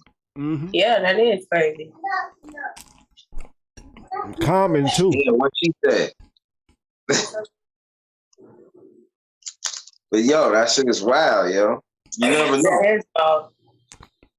I don't know. I think that when I was a little younger, I was excited about marriage, but I also think that experience is what got me to the point where I'm like, marriage isn't a goal for me. Like, not saying I don't want to get married, but marriage isn't considered a goal for me. Like, my goals are like my career, my baby, traveling, things that I want to do. Marriage isn't really one of those. Marriage is just like something that, will just happen. I hope at some point if I meet the right person, but I'm not like, I want to get married. I want to get married. I want to get married. I honestly probably won't even talk about marriage. Mm-hmm. Probably won't. Mm-hmm. I feel you on that one. That's because I was scarred, y'all. Somebody asked me in the chat earlier if I would ever have a kid again. And a couple of years ago, I would have said, hell no, But now it depends. It depends if I meet the right person or not. Other than that, it has to be the right person. But yeah, I at one point it was a hell no for everything. It was a hell no for marriage. It was a hell no for kids. It was a hell no for everything that required. Still damaged. It was a hell no for anything that required a commitment. Because you were damaged. You were damaged, bro. Like, some real shit. Yeah. Yeah. You know what I'm saying? I guess, I was damaged goods, huh? You know what I'm saying? So it was a hell no for anything that required commitment. Nowadays, it all depends on the right person, The right person and communication. There was a point where I was like, you know, I ain't fucking with none of these bitches. I've been there. It's just, I've been there. I think we've all been in that type of spot before. You know, I'm not sure how this deals with being third place, but you know. And Wayne over here in the chat says, Tati, marriage shouldn't be a goal. Yeah, marriage is not a goal for me. I was engaged for 3 years. I was young too. I was 18, 19. Oh, yeah, that's 19, really, I believe. Really 18, 19. I was engaged for 3 years, and I think what we said was we would get married when I graduated from college, or if I ever got pregnant, whichever came first, right? Gotcha. Ended up getting pregnant. Got pregnant. Me and his mom is all excited. His mom's like excited to, you know, plan a wedding and shit. And she's just, you know, like, oh my God, I get to plan a wedding. I got a grandkid, get to plan a baby shower. And she's just like going on and on and on. And I remember that man looked both of us in the face, like, she was like, what day? What day? What day? And he's like, I'm not giving you a day. And I'm like, what the hell? What you mean not giving me a day? And his mom was on him, and he finally like got overwhelmed. It's like, cause I'm not ready. And I'm, you know, like, oh hell no. I'm pregnant. You ain't ready. You know?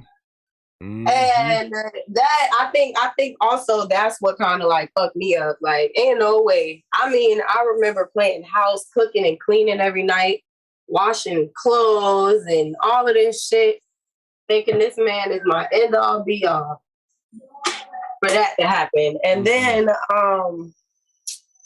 I remember towards like the end when we were like separating, like breaking up. I remember that was one of the things. He's like, come on, let's go get married. And I'm like, fuck no. You think I'm gonna marry you now? You ain't even want to marry me when you like. I'm confused because I feel like when a man gets down on one knee and says, will you marry me? I feel like from that point on, you should be ready to get married at any time. That's how I feel. I don't ever feel like a man should be proposing to anyone and not ready to get married. I agree with you on that one.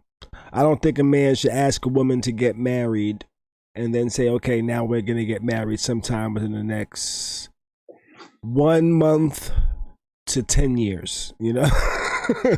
Like, I think that's kind of fucked up. Yeah, I think that if you're not ready to get married at the time that you pop the question, not saying that you have to rush it and get married, but just saying that, like, you literally got on your knee and said, will you marry me? You know? That means that your ass was ready. Right. But, you know, I'm actually glad we didn't get married because it was a lot that we needed to work on. We were both young as hell. So I'm actually glad that didn't happen. But I feel like sometimes men play on, I'm not saying every man, but I think sometimes men will play on the fact that because as a woman, we can't get married unless a man is like, and regardless of what people say, but we can't really get married unless a man asks us to marry him. So I think that sometimes men kind of play on that, like that marriage thing. You know, that all women want marriage. I feel like some men play on that. They kind of dangle it to keep you there. There was a meme I seen before that said, women choose the men they want to be with. Men choose the women they want to marry. You know? Which is kind of like a interesting take on it, you know? Yeah. I don't even agree with that. You don't agree with that? No. I don't think every man picks who he wants to marry. It's a lot of men out here with women that they just want to be with. Well, but I don't agree with that. But they have to choose to say, "Hey, will you marry me?" Even if they they might have been strong-armed into doing it or coerced into doing it. You know, they had to actually say it. You know. You're right. You're right. You know, like I told a woman I was gonna marry her. I told her on a specific birthday I was gonna marry her. You know. And I don't like that. I don't like for men to be like, oh, I'm gonna marry you, because I feel like you dangling some marriage in my face to keep me here. No, like here you go. You got something to look forward to. I wouldn't say I'm dangling shit, you know? Like, okay, so why did you say it then? To let her know my intentions were serious and real. How far is this birthday? Quite a few years. Recent, this was someone a little minute ago. Her birthday's quite a few years away, probably. Quite a few years. How was it quite a few years away? You get a birthday every year. So yeah, so you said what? The specific birthday I said is quite a few years away from now. Oh, okay, got you. You know? It's like, hey, I want to get to know you. I'm not rushing anything, but I see you in this light. So these are my intentions. So if we could make it to this point, this is how I see you. You know what I'm saying? So at this point, if we still rocking with each other like that, my intentions are like, yo, like proposing type shit type of thing. You know what I'm saying?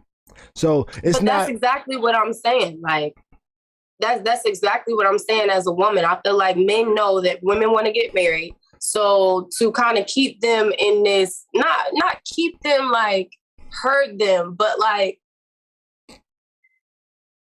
in the future, years from now, I know we're not there right now, but I want to marry you on this specific day. It's kind of like, okay, if you act right, well, I didn't mean on that specific day. I'm not like, okay. You know, so you're being technical. I'm not talking about the specific day, but you said that you told this woman, like, you told this woman that on a specific birthday, what? That I was ready to that I wanted to wife her. You know that okay, I felt a specific way. That I felt that we could grow into some really good shit. You know what I'm saying? Huh? I said powder blue suit, white Nike. Man. Mm-hmm. You know, though Jay-Z did not get married in a powder blue suit with white Nikes. I don't believe. That's terrible. But that's exactly what I was saying when I meant that I think that sometimes men use marriage to kind of dangle in front of women. Like, it's kind of like as a woman, but as a woman, it's kind of like, okay, if we're just dating right now and marriage is nowhere close, like you said, it's years away. Marriage is nowhere close to where we are right now, getting to know each other, dating, whatever. Mm-hmm. It's kind of like, as a woman, it's kind of like, okay, if you act right, I got this right here for you. I know you want this. And then imagine being a woman where every relationship, a man has said that. Okay, or imagine being a man that's never said that. You know? But imagine being a woman and every man that she's dated has been like, hey, I'm a marry you. I'm gonna marry you one day, or I'm gonna marry you in 2 years. I'm gonna marry you in how many years? I want to do this. I want to do that. And so it's almost like when men come and they say, hey, in a few years, I want to wife you or whatever. Mm-hmm. But you got to stick with me and you got to whatever. It's like, okay, so you telling me you going to act right because you because of a ring, because of marriage, you want me to act right? Because you digging me? I guess that's how some women might interpret it. That wasn't my that wasn't the way I would have tried to deliver it. You know, my intentions was pretty much, you know what? I've never felt this way about somebody to where I was like, you know what? For the longest time, I was like, I'm never getting married. So for me to say that, for me, was something very big. However, she interpreted it as some shit like that. I don't know. You know what I'm saying? But I mean, okay, so you gave an example of a young lady when you met her, you were dating, and she brought up marriage, right? No, she didn't bring up marriage. That scared you, right? Prior, there was women that definitely scared me with marriage. One, because they brought it up too quickly, and like they were trying to get married in the next year type of shit. You know what I'm saying? And well, how do you think a woman feels when you bring up marriage too quickly? Like, we ain't even there yet, and you talking about marriage. Well, I don't think I brought it up too quickly. I felt like I just brought up, hey, I look at you seriously. Not that, hey, I'm trying to marry you tomorrow.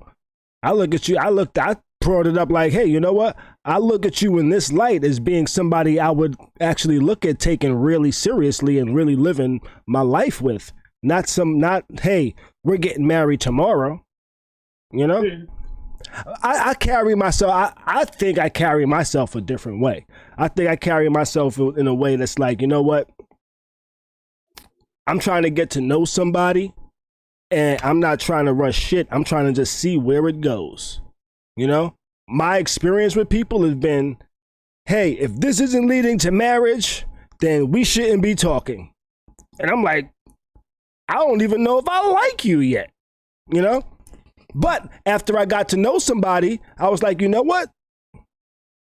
We're still getting to know each other, but I actually see you as somebody I would like to know to the point to where in this particular time range, I would marry you, you know? Not saying, hey, you have to act like this. Just if everything goes right, if we just vibe correctly and our vibes are current and just like how they are now, not even just like, but just still on the same type of fucking wavelength, I could see myself saying, hey, will you marry me at this point, you know? And that was also like saying, hey, I take you serious, but I'm not trying to rush shit neither. So that's why I say this time frame, because it's a ways out. You know what I mean? I guess. I don't know. Don't ask me about dating, because I clearly I don't know shit. Yeah, I'm terrible at dating. Clearly, I don't know. I've been single for 12 years. Now, is it 12 years? No, since 2012 I've been single. You know, I've dated people, but there's never been like nobody I said like, yeah, I could see myself with her. And that's been my problem. I could say I've dated people that I said, you know what? I could see myself with her until I meet somebody I can actually see myself with. And that's kind of been my my dating history. What the fuck, Khary? What? What the fuck? What? That's terrible. That's terrible. So you've never been with somebody or dealt with somebody and you was like, you know what? I can't see myself with them forever, but they're cool for now. Of course I have, but I'm honest about that. Exactly. I'm honest about that though. Like, and were so you honest I. with this person about that? Yes. Like, hey, I don't see us being together, but after the first one, yes. After the first one, what the fuck does that mean? After the first female that I've dealt with that I couldn't see myself with long term, but I was new to the dating scene and didn't know how to express that to her in a nice way or in a way that I felt was a nice way. I just kind of kept it to myself, you know, and I realized I kind of led her on, you know, but after that, I kind of let people know, yo, I can't really, like, we cool, but you're not my wifey to me. You know, I don't see you as being my wifey at any point, you know? And that's why a lot of my relationships has pretty much just been, not really relationships, they just been like, yo, every couple of months a phone call, you know? And fucking bullshit conversations like, hey, how you been? Blah, blah, blah, blah, blah, blah, blah, blah, blah, blah, blah, blah, blah. You wanna hook up later? Blah, blah, blah, blah, blah, blah, blah, blah, blah. Sure. And that's it, you know? Like a little bit of small talk, you know, to make it seem like I'm not just calling you to fuck. And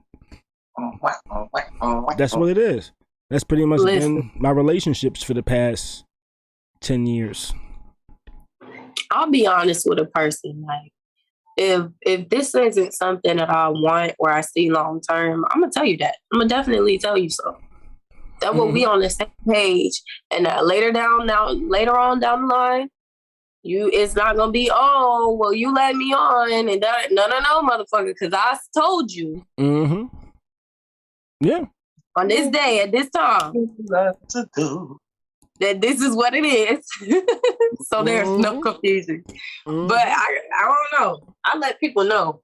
Yeah. I don't want to play with your feelings because I don't want nobody playing with me. So I'm gonna let you know off rip. Now, if we decide from that time, now if we say, okay, let's say this. Now, when you said this is a person you see yourself with, but you don't until you find somebody else, I would probably tell a person up front, like, okay, this isn't what I want long term. But if we having good sex or we having good time together, we can definitely continue that until we both find whatever the fuck we, you know. If we gonna be toxic, let's be on the table about it. Well, in my situation, let's put them all on the table so we all know what it is. 90% of my situations where I kind of communicated that, it was like, okay, then we don't need to really communicate unless we trying to fuck each other, and that's it. You know, there wasn't a whole lot of conversations. Maybe like 10% of my situations we actually spoke. Ain't nothing wrong with that. You know, no, there isn't. So but, what's that? Huh? You have the fuck buddies? Yeah, ain't nothing wrong with the fuck buddy. Yeah. Yeah. Mm-hmm. That was most of my relationships, so whatever, you know. I've been single going on, it's 3 years now. I've only talked to maybe 2 people seriously and still didn't even get in a relationship. Like, it's just, I don't know. Maybe I'm doing things wrong. I'm hard to get into a relationship with. You think so? Yeah. I'm hard to get into a relationship with. And so, okay, so to a person I'm really interested in, it probably won't seem that way. To a person I'm not interested in, I probably seem like the most mysterious person in the world. You know? Call you Rey Mysterio? Yo, I've had a lot of women say, yo, you're really mysterious. You're really mysterious, you know? I just don't get you. I can't understand you. You're real mysterious. You don't tell me much about yourself and this and that and blah, blah, blah. You know? Whereas women that I really like, I'm like an open book. You know? I'm like, there's like very different sides of me. There's the, okay, you know, you seen them books with the lock on it and you need a key to open that shit? The people that I don't fuck with, that shit is locked and that key is like in the safe in my room, locked up underneath some shit. You know what I'm saying? I'm the same way. You know what I'm saying? So, you thought you knew me. But you don't know not a motherfucking thing. But to the motherfucker, to the person I fuck with, that key is right on my sleeve that they can grab anytime and go open it. You know what I'm saying? And that's the difference. But people don't recognize that. You know what? I think that I always meet men that I always end up meeting men that be like, you know, when you get to know somebody, they're like, oh, I don't want a relationship. I'm not looking for nothing. I'm not looking for no titles, I'm cool with just whatever. And the next thing I know, now a nigga trying to be in a relationship. Mm-hmm. Now a nigga want to wife you and shit. It's like, hold on, because when we got to know each other, we was both cool. We were both cool with no titles. Well, I tell you what. Huh? I tell you what. I think most relationships. Okay, I won't say most. I think a lot of women get into relationships with intentions of getting to know a man, where men get into relationships like, I just wanted to smash, but I ended up liking this person. I wouldn't even say that, because the niggas that said that to me was definitely no, they wasn't getting no coochie, not even a piece of pussy for me.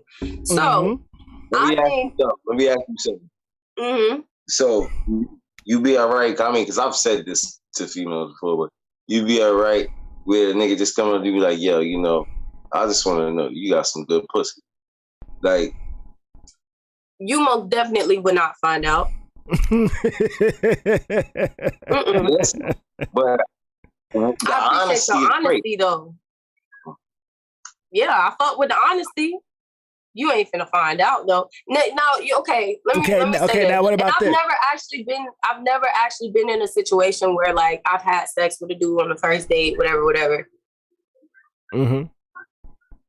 I will say that if I like the person, not like the person like I know them, but like if I'm feeling them or whatever, mm-hmm. and if that's the type of time that I'm on too, where okay, I just want to fuck. Cool. Mm-hmm. I'm a flirt back, and we gonna see where it goes. But if I'm not looking at this person like, okay, I want to have sex with them, any sexual advances that they make to me is automatically denied. Mm-hmm. Like, I'm straight on that. I appreciate your honesty though, letting me know up front what it is that you're trying to do. That's just not what I'm on. Mm-hmm. Mm-hmm. But I always end up like, so pretty much niggas gotta lie. Yeah, I mean, you ain't gotta lie. And that's the problem. I'm saying, no. What I'm saying is, if that is a nigga's intentions, they really can't let it be known up front. They gotta They gotta build a rapport with you to see if that's just what you want. Then they can make their intentions known. No, because I'm gonna know off rip if I want to have sex with you.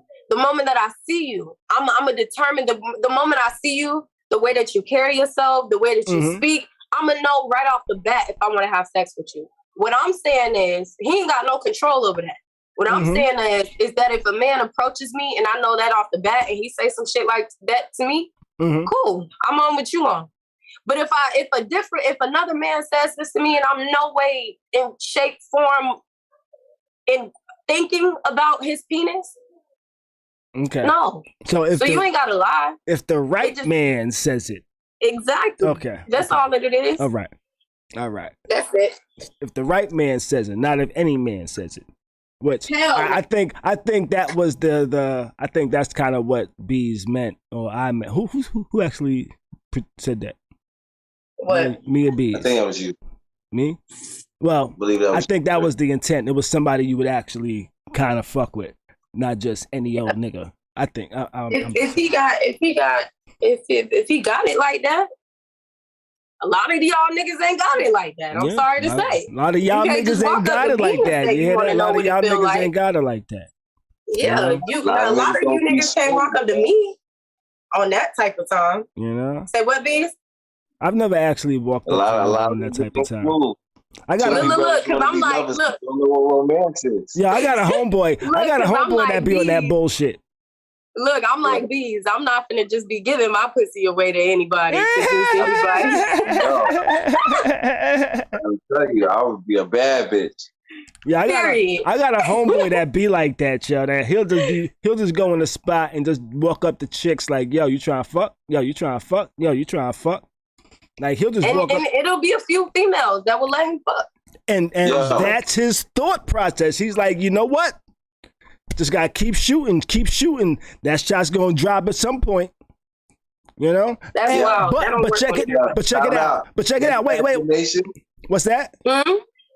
His explanation is, yo, even Robert Ory always hits the lucky shot.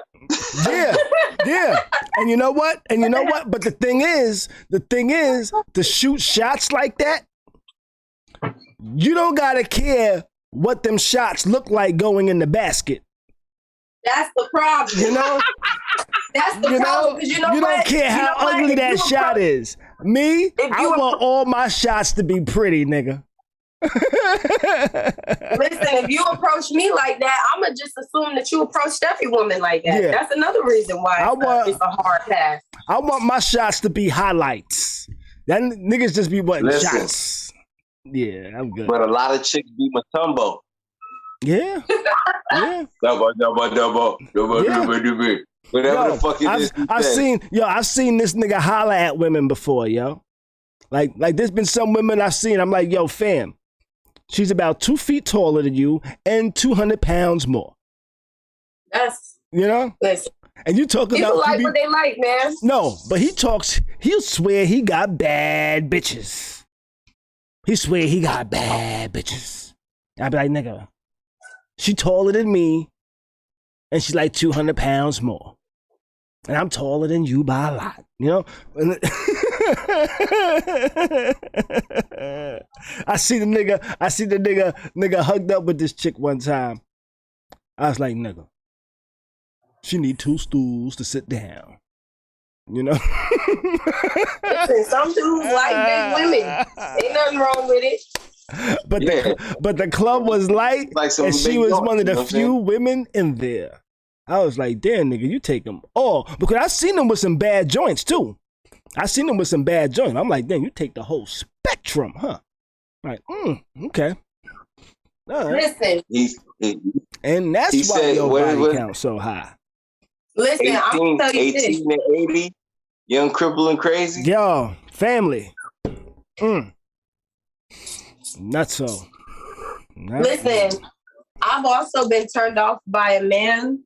If I've seen a few women that maybe he's had sex with, maybe he's been in a relationship with or talked to, and they just like, you know when you see your man's ex or a girl that your man used to fuck or somebody you talk to, and they just not cute.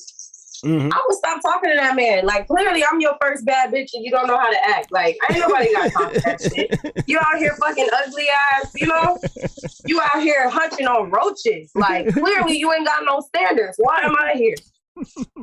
Nah, I'm joking, y'all. I'm not joking. That's that ego, you know? But I still feel that way. A little bit.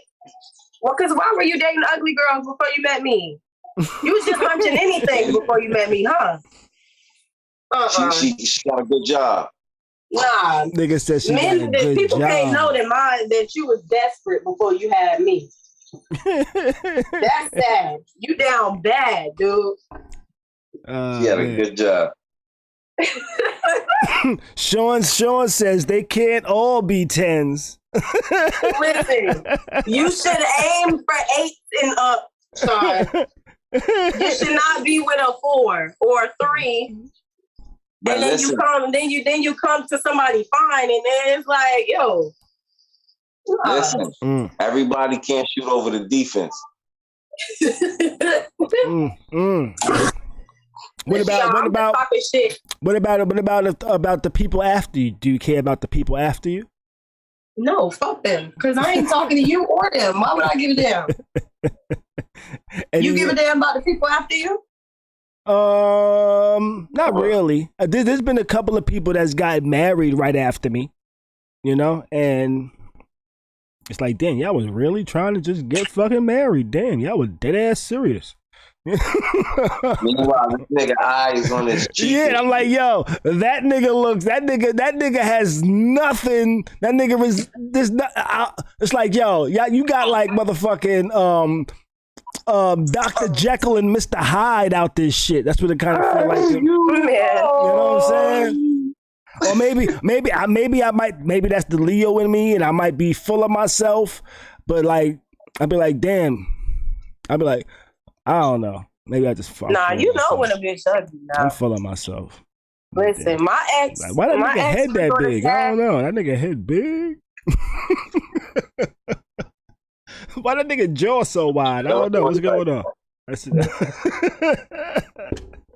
Y'all married these niggas? Huh? No, I know a few women that like the reason why we broke up is because I wasn't trying to marry them, and then like the next person they dealt with, they married. You know, so I think there was a movie like that or some shit, but like it was like, damn, everybody that dates me gets married right after me type of shit. What movie was that? There was a movie like that. I don't know. I don't know. Y'all be dating butterface bitches, and I just can't. Like, I can't. Butterfaces. Ain't that what you call them? And nowadays it's worse because the faces don't match the bodies nowadays. I don't date butterfaces. I thought it was butterhead. I might have smashed the butterface. I never dated them. I never dated. That's them. Even worse. Like even worse for me to find out that a dude that I was messing with, done fucked some girl that just you know, it's like, damn nigga, you desperate. You couldn't have waited for me. You couldn't have waited until you found me. You just out here fucking anything. That's sad. So you just expect niggas to just be like, you know what? I'm gonna meet her one day. Oh God. I do. And she gonna say niggas is full of theyself. I don't care. She said, on God, nigga supposed to wait. You supposed to wait till you meet your goddamn soulmate. Or at least be fucking bitches is just as bad as your soulmate. Not be out here fucking bitches that look like,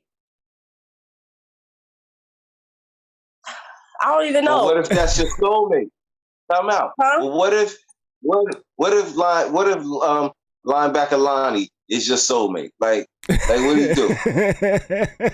Then why you ain't taking her serious then? Because she's linebacker Lonnie and she gotta convince your ass. Because when you hunched her, you knew that you ain't want a relationship. You just wanted some coochie in the mug. That's all. Being desperate is what it is. But what if okay, because you got some of these in the hood too. What if she a bad ugly bitch? And Vito. What I mean? a bad ugly bitch. Like everything what is nice. That mean? Everything is nice on her, but her face type of shit. Everything is nice. Yeah, on her like face? She got a good ugly, job. She can dress. She got a good job. She got a good car. She got great credit. She treats you great. She everything, just not the finest thing you ever seen. So why are you punching her? You know, because she why you punching her? Because she does everything else great. So let me tell you something. Every time I've had a conversation with a man will be like, "Oh, I've never had sex with women just because their body look good, or I could never have sex." Now, okay, hold on, lie for a minute, because I done heard Khary say it. Oh, I could never have sex with somebody that I'm not attracted to, that I don't like, and then y'all be out here fucking butterface damn Betty with the Kim Kardashian body. This when I was a young kid. Yeah, all right. You ain't fucked no other butterface bitches since then. Well. Lie, Khary. Well. Let me finish. Let me finish. So let me finish. From the back is totally different a lot of times. So long story short, y'all be out here fucking ugly bitches because you desperate. Like I said. But then when a woman, you like, okay, check it out. Touch on it. Check it out. Then you'll be like, check it out. What? There's times you don't plan shit, you know? Sometimes shit just drops up on you, and you don't intend on doing nothing, and shit happens, you know. But this is why I don't believe niggas.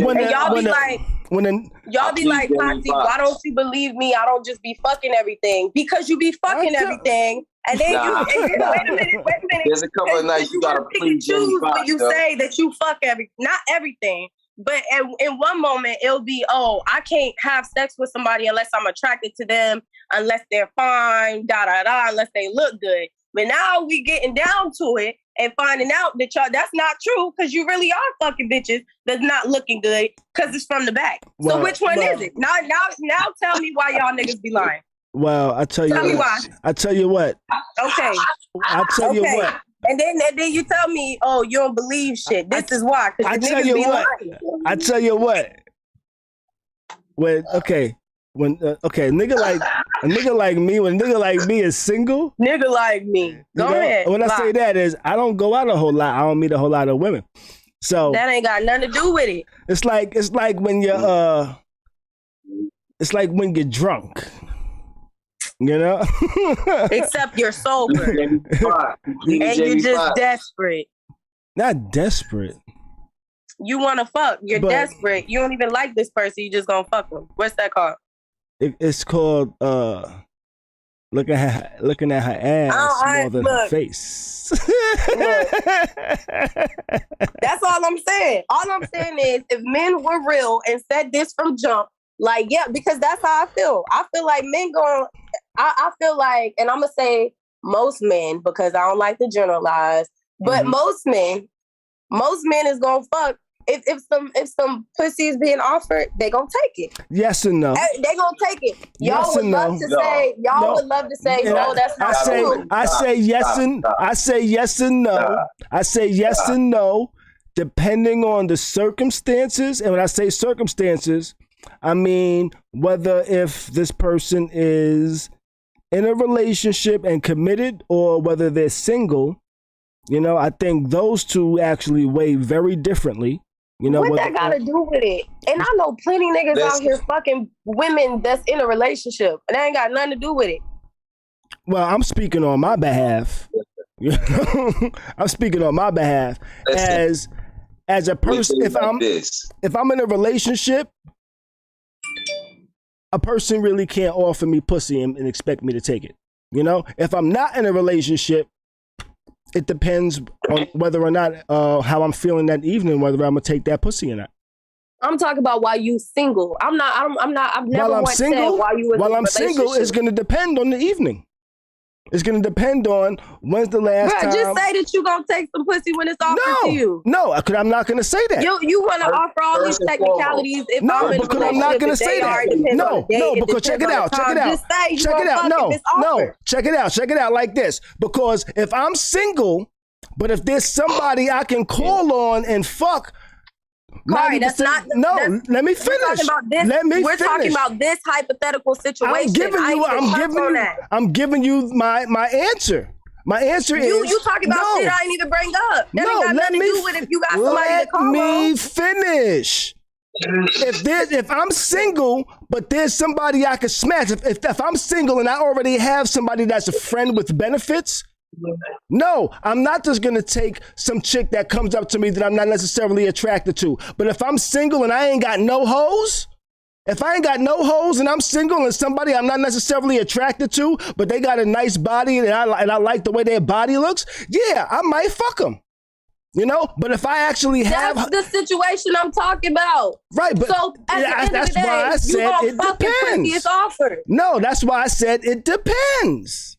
You know, if I'm totally 100% single and I ain't got no hoes, nobody I can call, yeah, I might fuck somebody I'm not necessarily attracted to. I might have to be attracted. I'll have to be attracted to them in one way or other. You know? I'll have to be attracted to them in some way. If there's absolutely nothing, if there's absolutely nothing about them that I'm attracted to, I wouldn't fuck somebody I'm attracted to nothing at all. If like I don't like, I'm going home by myself. If I don't like nothing about her body, if I don't like nothing about her face, if I say her ass ain't fat, if I say I don't like anything about her, I'm not fucking somebody just to bust a nut. There has to be something about them that I'm attracted to. They have to have something about their body that I'm attracted to that makes me say, you know what, I can look away from the other things. But if there's just a woman that has no shape I like, no look I like, don't have a smile, nothing about her I like, I can't just smash. No. And that's why I say it depends. You know? I guess. You know? I guess. I'm just saying, I'm not just gonna fuck anybody just because there's a pussy in the room. A pussy in the room doesn't turn me on. There has to be something about that person. What I'm saying is, I don't believe none of that shit. For real. Because I've seen the same men that say that shit. This subject I see the same men that say that shit, turn around, and if nobody's in the room, if nobody knows that you fucking this woman, no, what you think for to go down? You see, there has to be something. I done walked out with ugly joints before. If she ugly, she ugly. Guess what? If the vibe is there, it's there. I done had them nights before. You know what I'm saying? Boom. Guess what? That night when I was talking to her, she might have looked good in the light that way. You know what I'm saying? With a face like that. You know what I'm saying? You can't say what you call it. Because at the end of the day, nobody's ugly. You feel what I'm saying? There's somebody out there for everybody. But they know they ugly. They know that person they with is ugly. It's definitely ugly people out here, bees.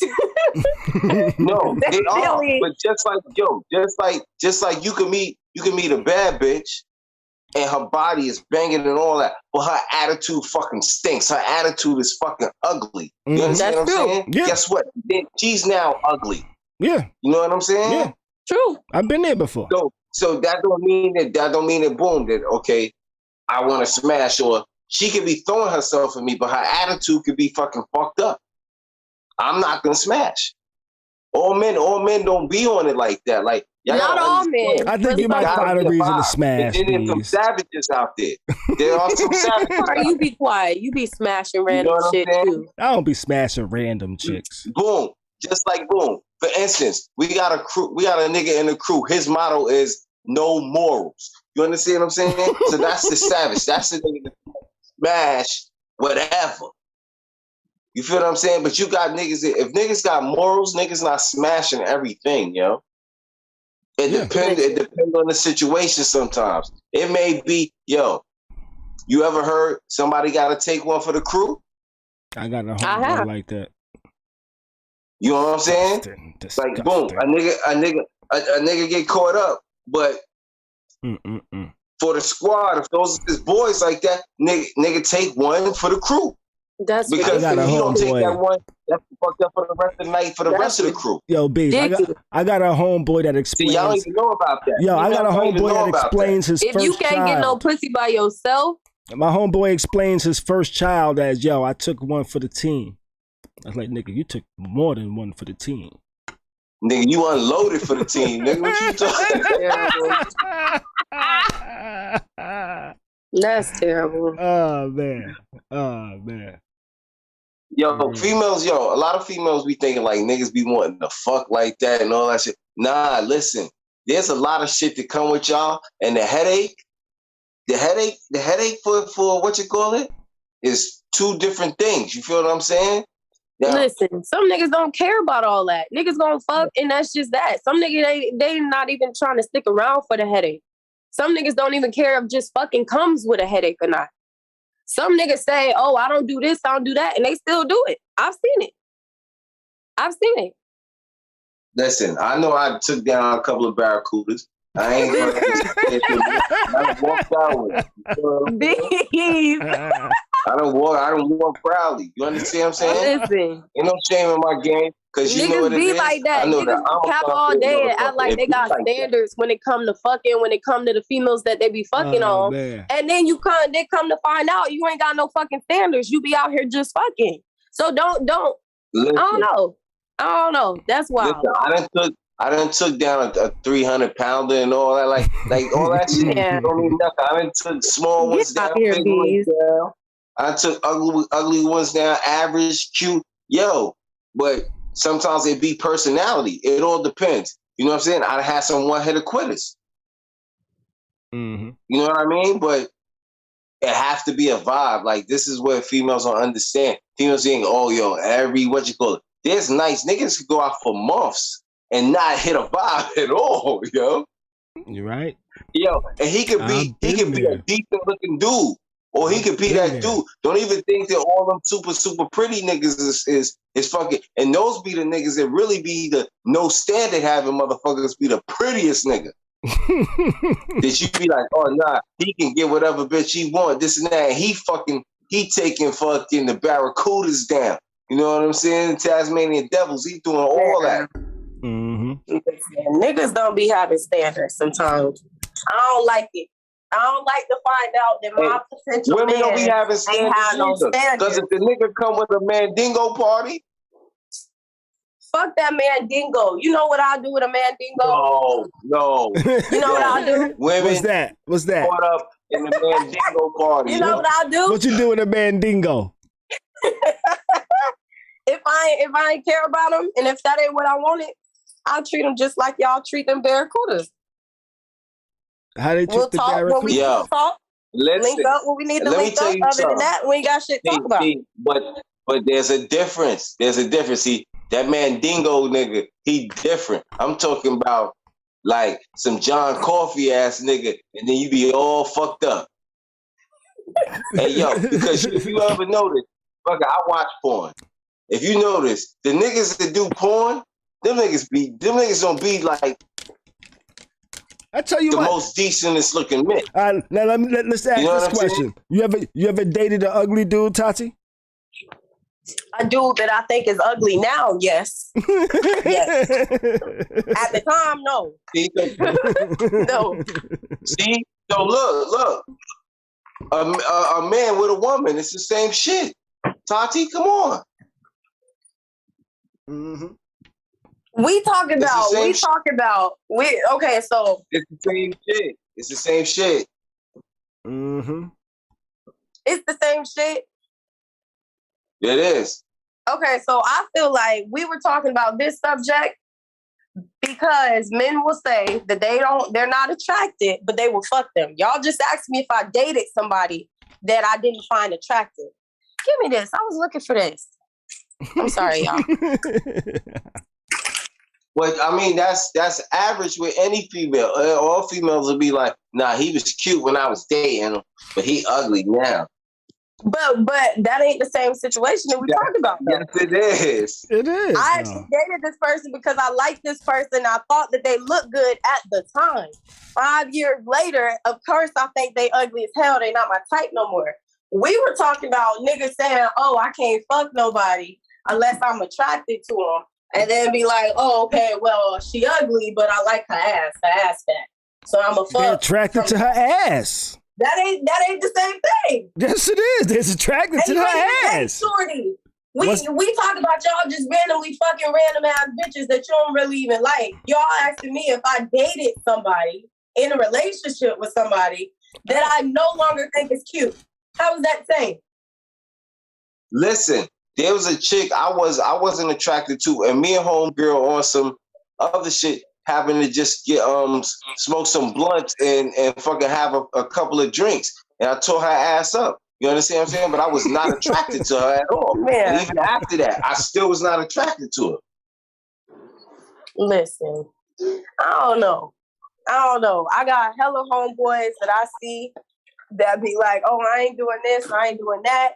Men that I used to maybe talk to that'll say, "Oh, I don't mess with these type of women. I can't do that." Bro. And then you go and you find out that that's exactly what you're doing. That's exactly what you're doing. So just say that you'll fuck under whatever circumstances.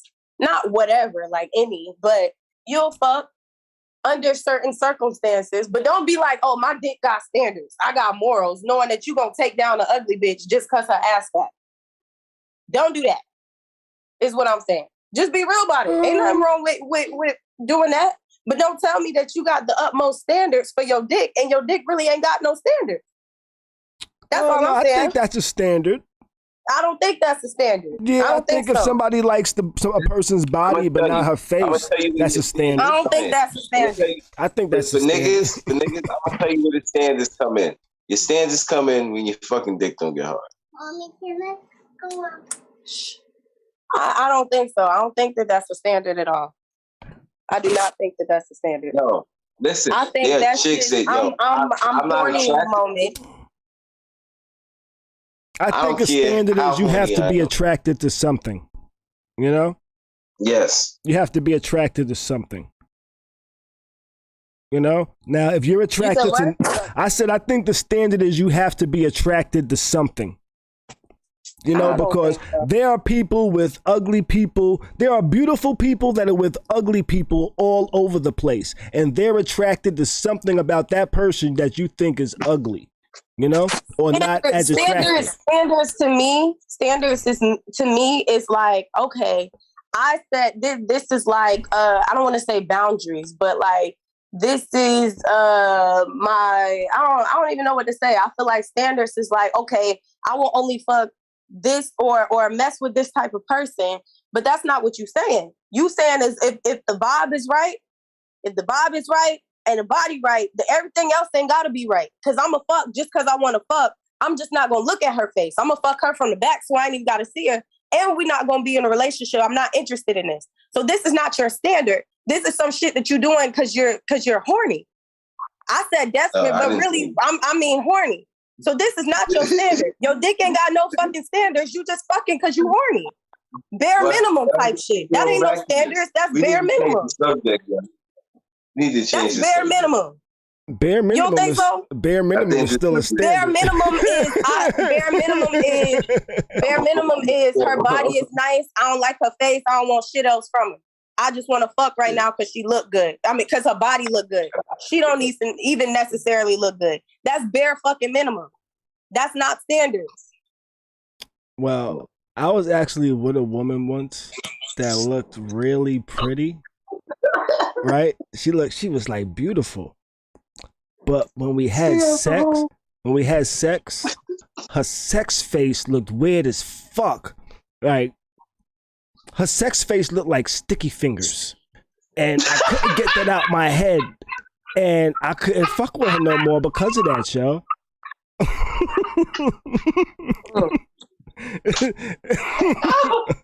Yo, for real, family, for real. Like her eyes would cross, her lip would curl, and I was like, yo, she looks like Sticky Fingers, and that ruined it. You know? But to everybody else, they would have been like, yo, nigga, what the fuck is wrong with you? You know? But to me, I was like, yo, I can't do it no more, yo. You know, it's like, yo, that shit right there fucked it up for me, yo. You know? I guess. She was like she was really beautiful, but like, so all you saw was you bitch ass bootleg motherfucker selling yeah, yo. All I saw was Sticky Fingers after that, yo, and I was like, no, and I had to fall back, yo. You know, like after that, she became ugly to me, yo. Oh man, you know, y'all ugly to somebody. Yeah, yo, and it's like, damn. I've been with somebody that I didn't like. Maybe they were cute when I first met them, but like after a while, it's like, okay, this person ain't cute, and maybe the sex is good, and I'm like, okay, I'll stay. Not stay, but I'll fuck with you when I fuck with you. You know? I'll fuck with you when I fuck with you. The sex is good. We can do this. Mm-hmm. Now, but I don't necessarily find you attractive anymore, but I've definitely been there before. Now, does it only have to do with being cute? That's like somebody's at a Mandingo party.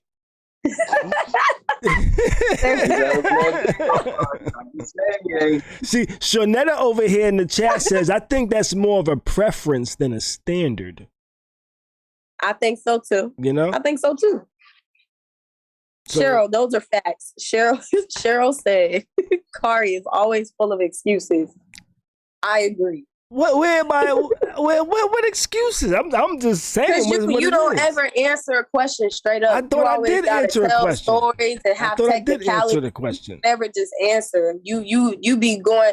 You'll take a bitch all around the bush and tap dance and shit without even answering the damn question. I thought I did answer the question. I thought I explained it. I thought I explained my answer. We're not just talking about bullshits. Full of excuses, Cheryl. I agree. God damn it. Oh my goodness. All right, let's jump on to our next topic. It's getting late, y'all. A woman has been duct taped to a plane seat after attempting to open a plane door during an apparent mental breakdown. Any of y'all see this? This is what they should have did. I think everything was perfectly fine right there. I believe, you know, I'm not getting sucked out of the plane because you having a fucking mental breakdown. This is just not some shit that should be. She's lucky they duct taped her and didn't beat her ass. Here go a blurry picture of the woman. Yo, the Karens are acting up this week, bro. Yo, they got her fucking mouth taped shut, yo. Yo, it looked like somebody knocked the ass out. Yo, they got her hands taped behind her back, got her taped around the seat, got her mouth taped fucking shut closed. Oh shit. That's exactly what should have been done. I feel like if she was trying to do some shit like open the damn plane door, they should have definitely been able to swing on her. Like, definitely beat her ass real quick, then duct tape her. Like, listen, that's a team effort type thing. I'm taking that charge. That charge. I'm beating your ass because you were endangering everybody on the ship. But, on the plane. But I saw an article where a lady actually got put on the no-fly list for throwing her child's dirty diaper in a recycling bin on the plane. Yeah. So why is it that this lady, but okay, so I heard that situation only happened because the airlines are short on pilots, and so the people on the, they're kind of stressed out, so, or whatever. But I heard that happened. Why the fuck didn't this lady get placed on the no-fly list? True indeed. She literally endangered everybody on the plane. Indeed. What was that lady supposed to do with the diaper, though? I don't know. I have to ask this question. Did the lady that had the diaper, did she have the complexion for the connection? Listen, let me see. Let me see if I can find out. I'm not even sure. I didn't even look in all of that. Yeah, that'll be interesting. You know what I'm saying? Mm-hmm.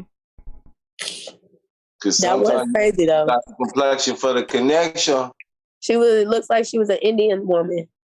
Oh, see, she still didn't have the complexion for the connection. Yeah, she was Indian. She is still of her brown. She's still of her brown.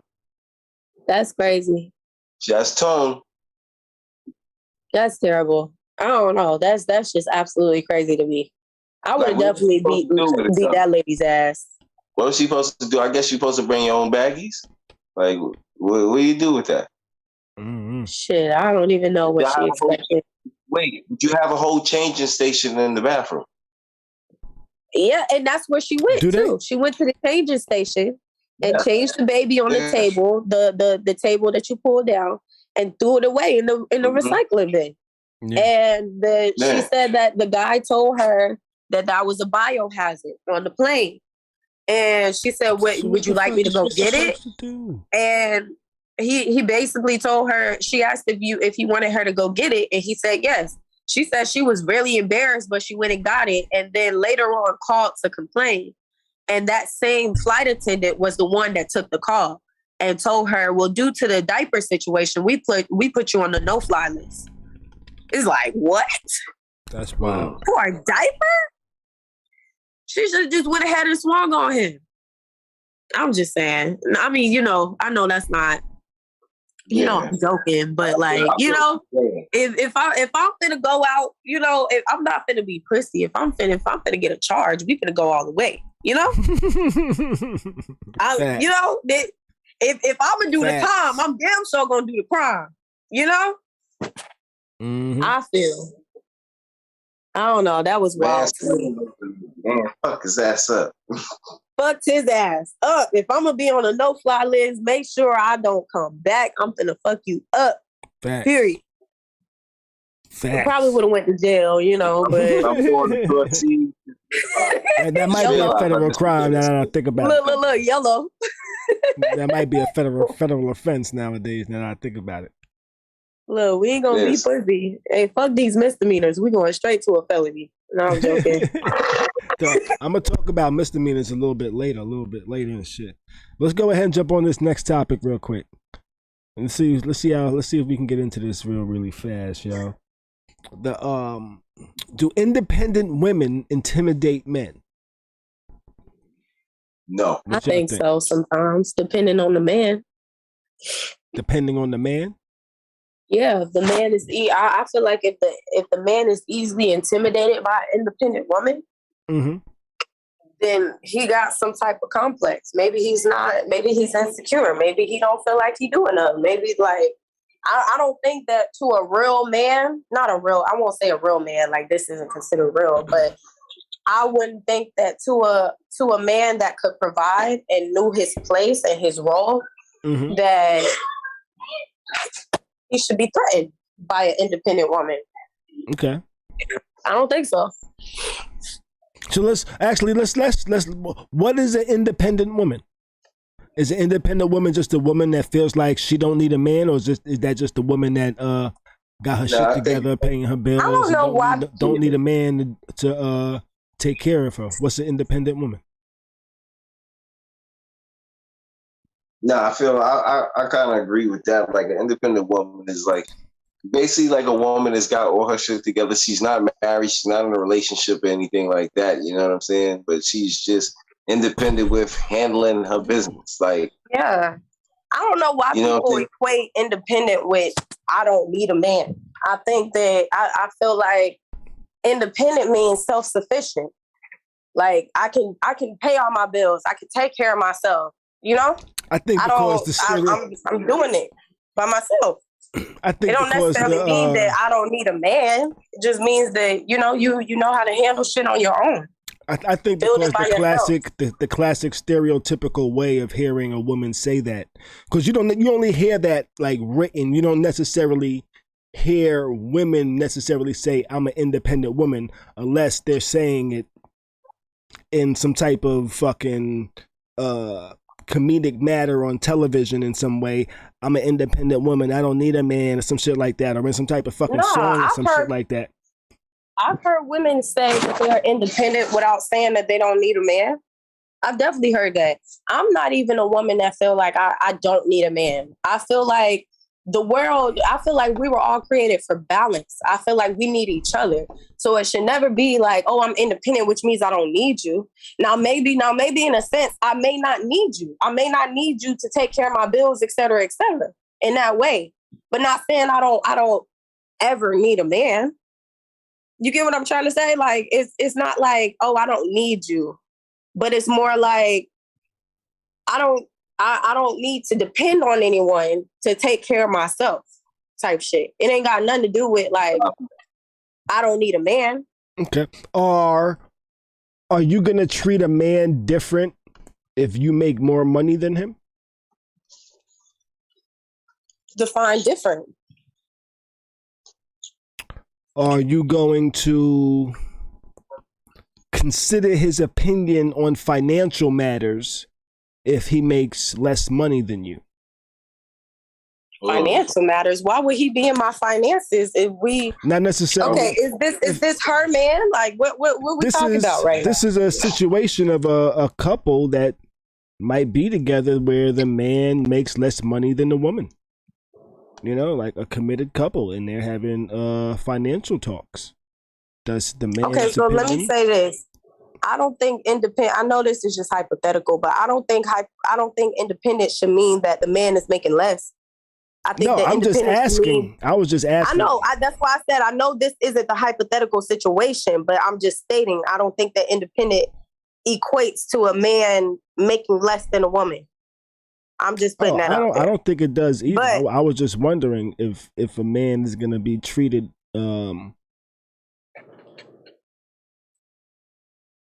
I guess with less respect than a man that would make more money than a woman, you know, than the woman he's with, you know, and that's just a question I'm asking. I'm wondering in regards of independence, you know, because there are women that make significantly more money than the man they might be with, or the majority of men they might meet, you know. So, and nothing's wrong with that. I think if that's your thing, nothing's wrong with that. I think that regardless of how much money a man makes, if he's able to properly lead, he's able to properly lead. So regardless of if I was a person that didn't mind being with a man that made less money than I do, if you could properly lead me, which means I can trust your financial decisions, which means I can trust you, which means that, you know, like I trust you to lead me. That's not an issue. Now, if there's a woman that makes hella more than a man and he's not a proper leader, I could see where a woman would treat him differently. I could see that. Okay. Now, if the man can only afford $1,000 a month while the woman can afford $3,000 a month in rent or someplace like that, can he lead if he can't lead to $3,000 a month in rent? Ooh. To what she's used to? Depends, I think. Yeah. If he can't lead to what she's used to, can he lead? And I guess that's what do you mean? Like, can he lead? What are we in leading in what way? So you said if he can't lead in the way that she's used to, what do you mean? What are we saying? What does lead mean in this sentence? Lead to what she's used to. Like a place that's $3,000 in rent, but he can only afford $1,000. So are you saying like she's used to maybe living in a condo and he's now trying to downgrade to an apartment that is $1,000 a month? Yeah. Is that what you mean by lead? Because he has to lead. I don't think that's leading, but like, I mean, if she's cool with downgrading, I won't. Okay, so I'll say this. I don't see a woman that can afford someplace like a $3,000 apartment, condo, whatever, downgrading to $1,000 apartment because this is what you can afford. If I'm used to luxury shit, I'm probably not going to want to downgrade to nothing less than that just because that's what you can afford. Mm-hmm. You get what I'm saying? I don't know. That's just would me. that man be treated differently? Would he be treated differently for asking me if I want to go live in a $1,000 apartment when I'm used to a condo? I'm gonna most definitely snap on his ass because what made you think? You trying to go half with the nigga that can only afford $1,000? I ain't going half with no nigga. Let's start there. I'm not going half. Period. So it's time. All right. So could you move in with the nigga that made less than you? Clearly, I wouldn't be moving in with this nigga if he makes less than me. Clearly, he would be trying to move in with me. She would not have the respect for the nigga that makes less than her. No. Listen to what I'm saying to you. Clearly, I would not be trying to move in with a nigga that lives in $1,000 apartment if I'm living in somewhere for $3,000. Why would anybody want to do that? Not even for love. I don't see anybody wanting to do no shit like that. So, but what I will say is, I don't think. What I will say is, I don't think that. Okay, would you bring him up to your level? Finances like this, what? Would you bring him up to your level? Listen, I think that if finances is going to be an issue like this, if this is going to be the issue, this woman probably wouldn't even be dating this man. Probably wouldn't even be dating him. Because if we're going to have issues with finances where, okay, now you want me to downgrade and shit, and now I can understand maybe being with a man and his finances maybe decline. Maybe at one point he could afford something and then all of a sudden something happened and now he's making less. I can understand a situation like that. But if I'm already comfortable in my own space... Wait. So he can't come in a relationship making less. I'm not saying that.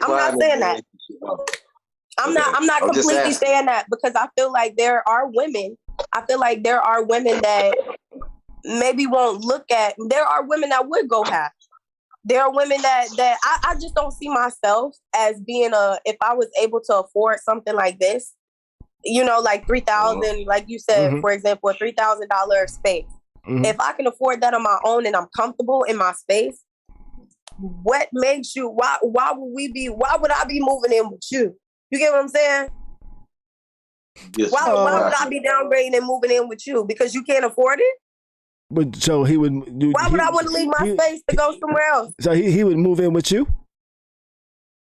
If that's what it was. I mean, listen, we ain't talking about me now. We ain't talking about me. So, okay, hypothetically. I couldn't see a woman like downgrading her whole entire life just for a man. If that's what she can afford on her own. Hypothetically, if it was you, if you was like making 200 G's a year, could you see yourself moving in a nigga that made $60,000 a year? I'm not sure. I ain't never been in that situation before. Okay. I feel like, in a sense, I want to say love is love. Like you can't help who you fall in love with. But at the same time, like financially, if there's a significant difference like that, I'm definitely not moving in with him. I'm not. I wouldn't personally be downgrading. I'm not. So maybe that's somebody I wouldn't be dating. Because I would never see myself comfortable, maybe working hard to live in a certain space and now going somewhere else because this is what you can afford. It don't have to be that she treats him different, but I mean, like, I just don't see that. I don't see that happening. Got you. Okay. All right. And I think that might be one of the things that intimidates men from independent women, because independent women kind of have that type of vibe, I think. It's like, you got to be doing some shit to fuck with me. You know what I'm saying? And there's nothing wrong with setting those standards for men and that being what you want. I don't think that you have to treat men differently though. And I think that men only source of providing doesn't have to be just financially. So you only brought up financial situations just now. I feel like maybe if a woman was making more and a man was making $60,000, she was making $200,000. I think that if he was contributing and leading in a certain way, that wouldn't even matter. That wouldn't even matter. Okay. But that's why it was hard to answer that, because you just made it solely about finances. And I don't see anybody being comfortable and then going from being comfortable to uncomfortable just because, you know, I don't see anybody doing that. That just don't make sense. The only reason I made it about finances is because the majority of relationships do break up because of finances.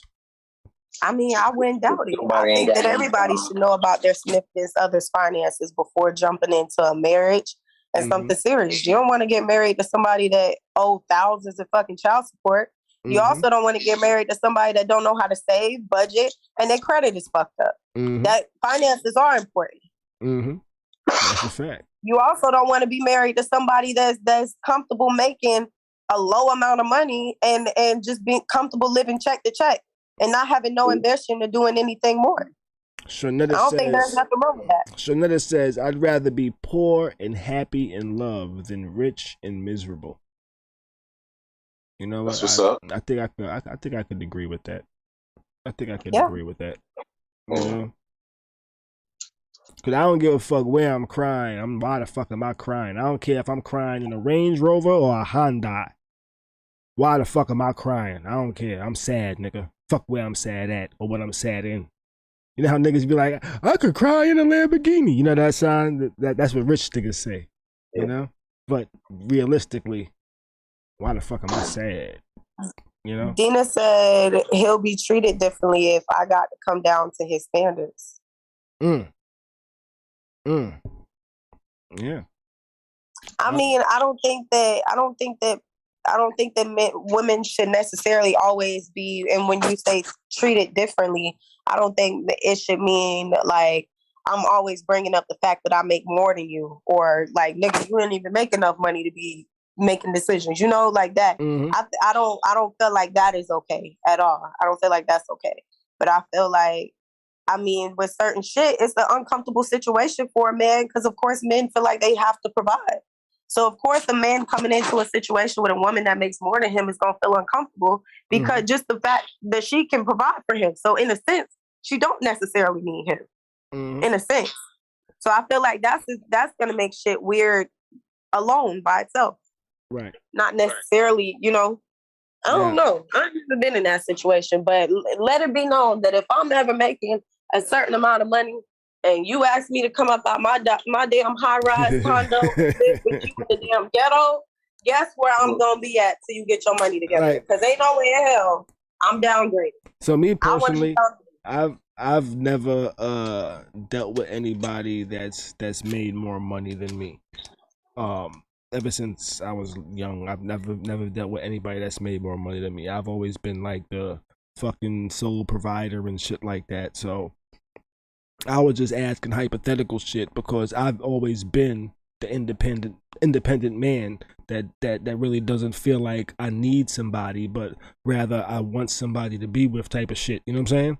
So I was just trying to jump into different hypotheticals on what kind of defines or what makes a person feel independent. Because I tell you what, if I needed somebody to go 50-50 with me on the rent, I might not feel as independent as I feel right now. You know what I'm saying? Like right now, it's just me paying all the bills, my kids here, everything. I'm taking care of everything. Nobody's helped me with shit really since I was fucking 20 years old and shit like that. You know what I'm saying? So that's why I feel independent and shit like that. Because you know what I'm saying? So like anybody that comes into my life is like, I can do this shit with or without you. You're just an addition and an addition that I would enjoy and welcome into my life. But I'm an independent nigga, so I can do it with or without somebody. You know what I'm saying? So, this was actually a question that's been on my list for a while of questions to ask. You know, and I kind of asked that because I've been an independent person for a long time and I've like met independent women, you know, that didn't really need nobody to like take care of them and shit like that, and was just like curious is like how that shit could merge and shit like that and things like that. So I don't know. That's just a question. I've never really felt like I've been intimidated by a woman that felt she was independent. I've met a bunch of independent women that was strong and could stand on their own and didn't really need me for shit, but just rather welcome my company and shit like that. And that was cool, you know. But I've also met women that kind of felt like, oh, this nigga is gonna be my milk ticket type of shit. You know what I'm saying? I ain't gonna have to do shit type of things. And I ain't really like that too much. You know what I'm saying? But that's why I never didn't really fuck with them like that. But anyway, besides the point, I forget what my point was. What was my point? I don't know. That was my point on bringing up the independent and the financial shit and things like that, because I kind of just reflected it on myself and shit like that. But we've had some interesting comments in the chat and shit. You know, let's see. So Dina in the chat says, yo, regardless of how much money you make, is the cockiness behind your bag, big or small, you know? So I guess she kind of says your cockiness on your independence pretty much depends on how much money you make or whether you can hold shit down or not, you know? So Nita said, if we are in love, we'll make it work.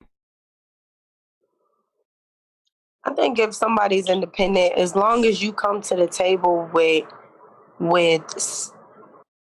adding to rather than becoming a liability, then yeah, you can work it out. But if you come into the table and you're not really like, you know, like greater than or equal to what I already got going on, there's really no point.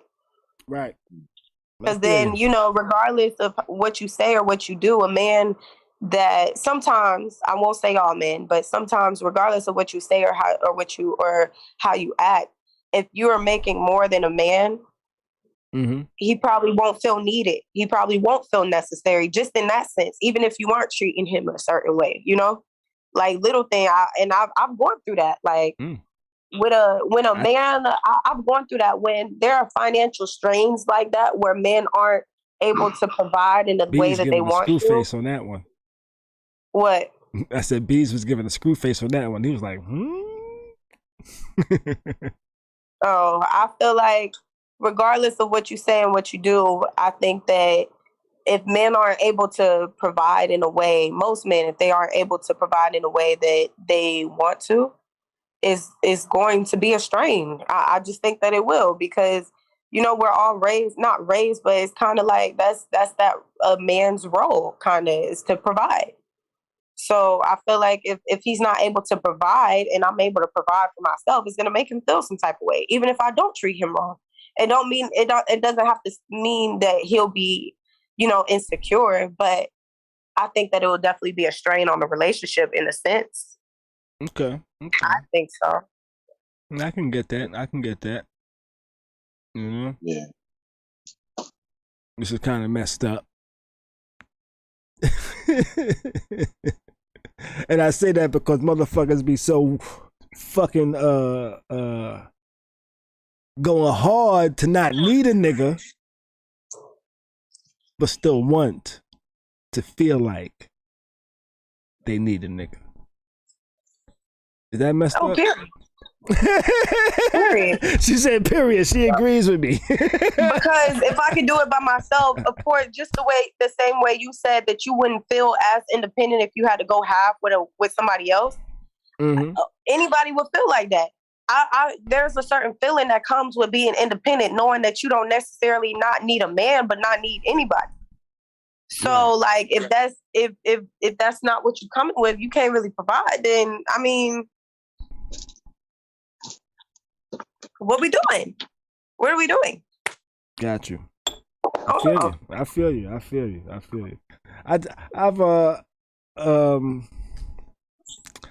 been providing since I was a fucking kid, so shit. I would want to be taken care of. I don't even know how not to fucking provide. I feel like sometimes.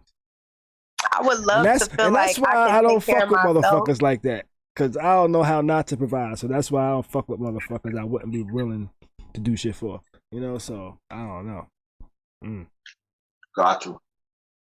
You know what I'm saying? But independence is dope.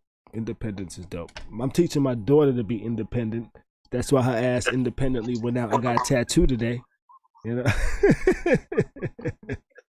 my daughter's real independent. I need to speak to her about some shit she did.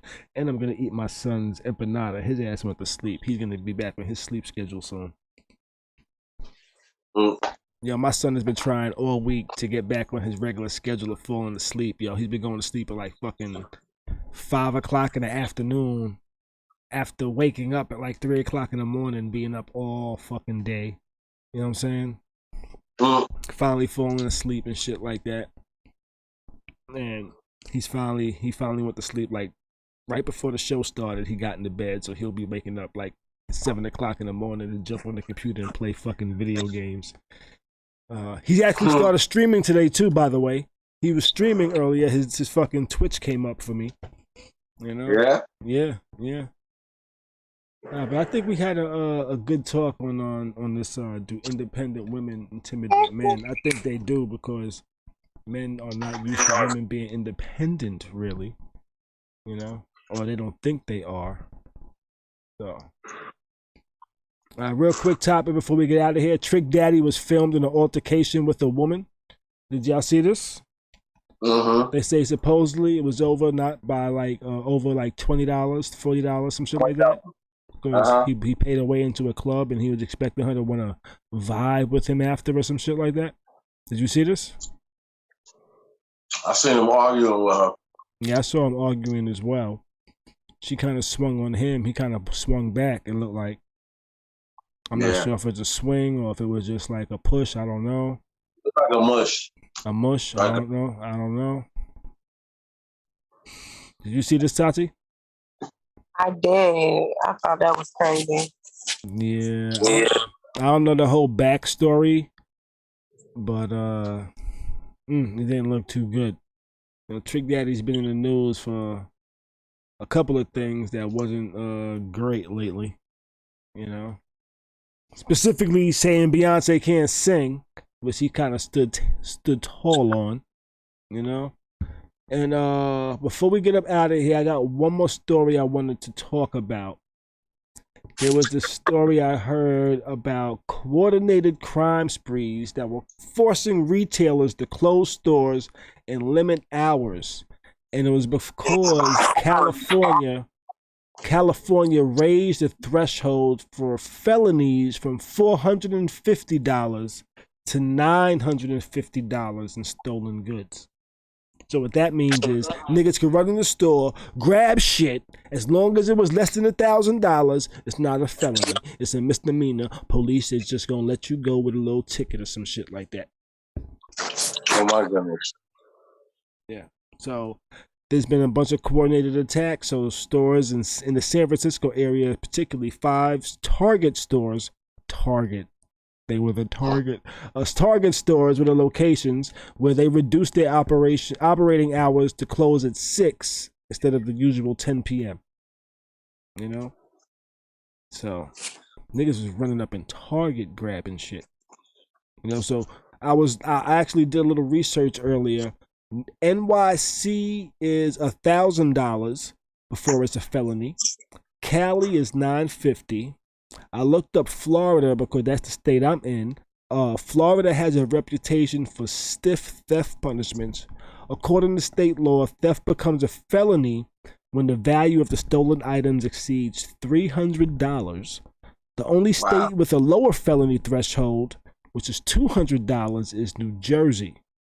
The average for most states is $1,000.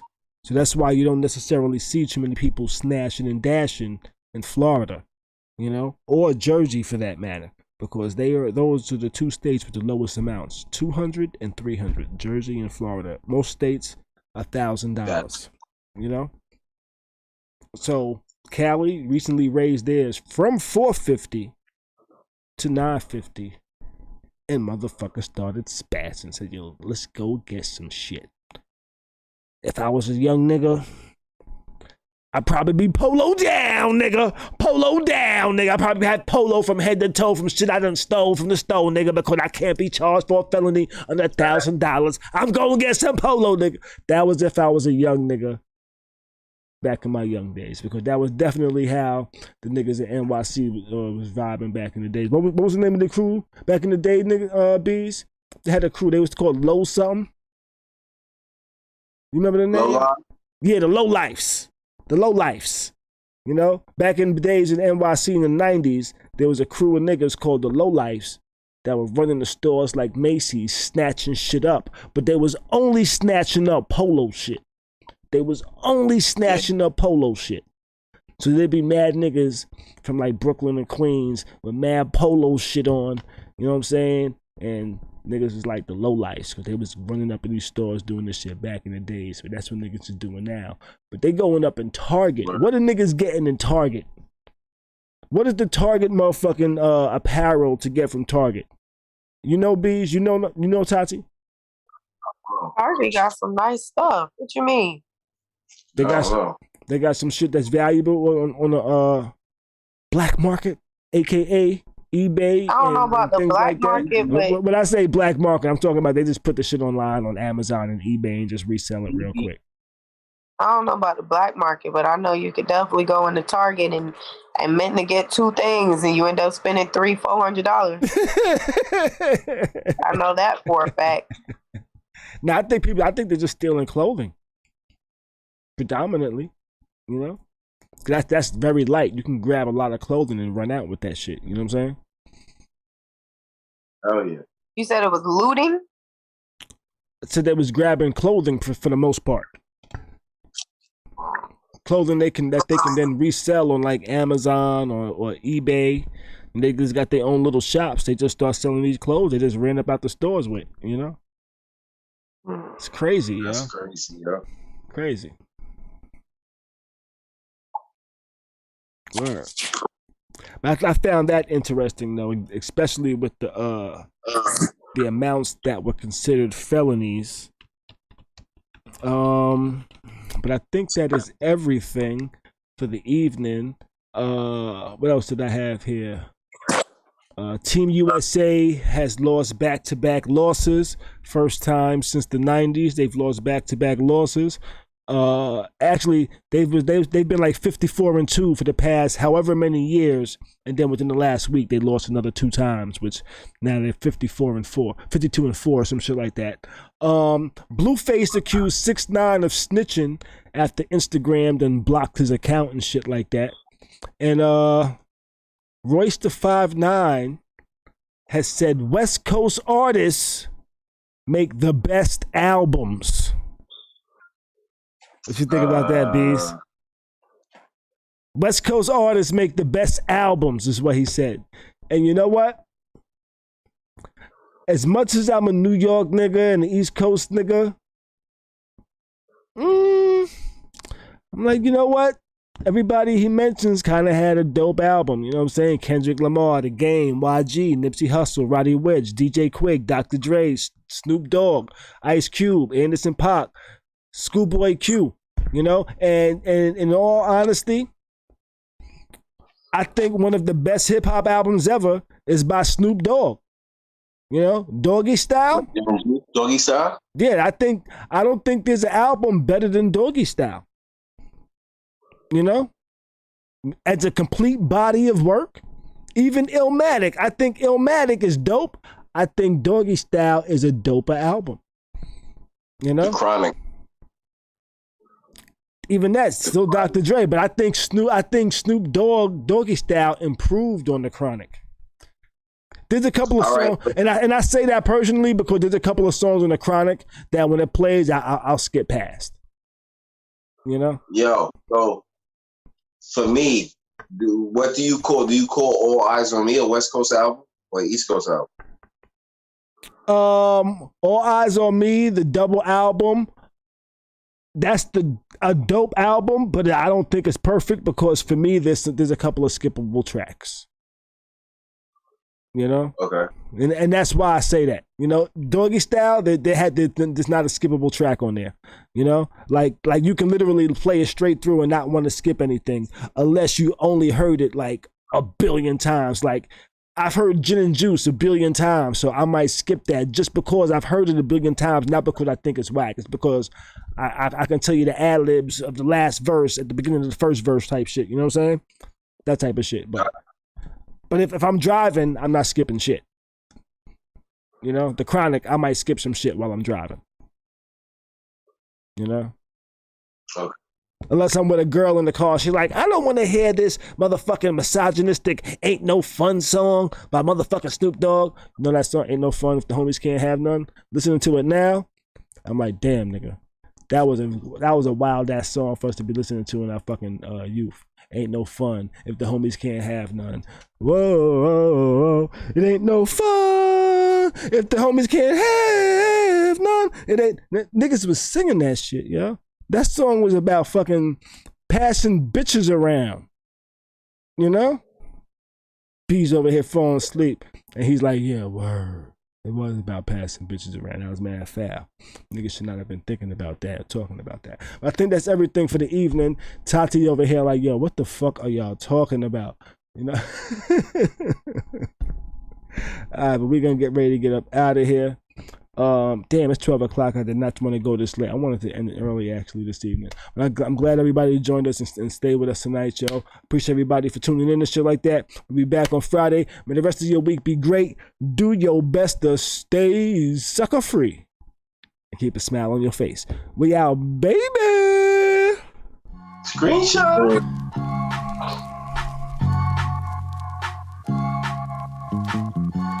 Screenshot. They said screenshot, huh? I gotta do the screenshot. I gotta do the screenshot, huh? Yeah, I gotta do the screenshot. Let's do the screenshot real quick. Yeah, we gotta do the screenshot. So I kind of totally turned off the motherfucking background shit. We got the screenshot to do. Oh, we got the gunshot. They got the screenshot. I gotta change the fucking background to motherfucking yellow tonight. You know? They got a screenshot. You know? Let's do it. Let's do it. Do independent women intimidate men? Do they? Sticky fingers.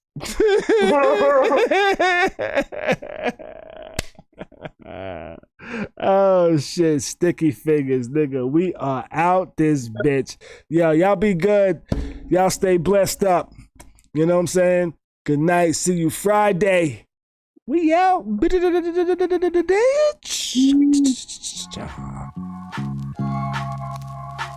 I don't know what that child was. You know? I know exactly. You know, I got another outro window too, by the way. You know what I'm saying? It's the same header I got for the motherfucking YouTube channel now. Most of the channels now. It's a picture of us. Oh. Yo. Look at that. Yo, did you turn off the starting screen though? Oh yeah. Actually, I saw that the other day, y'all. We'll talk about that on my fucking Friday or something.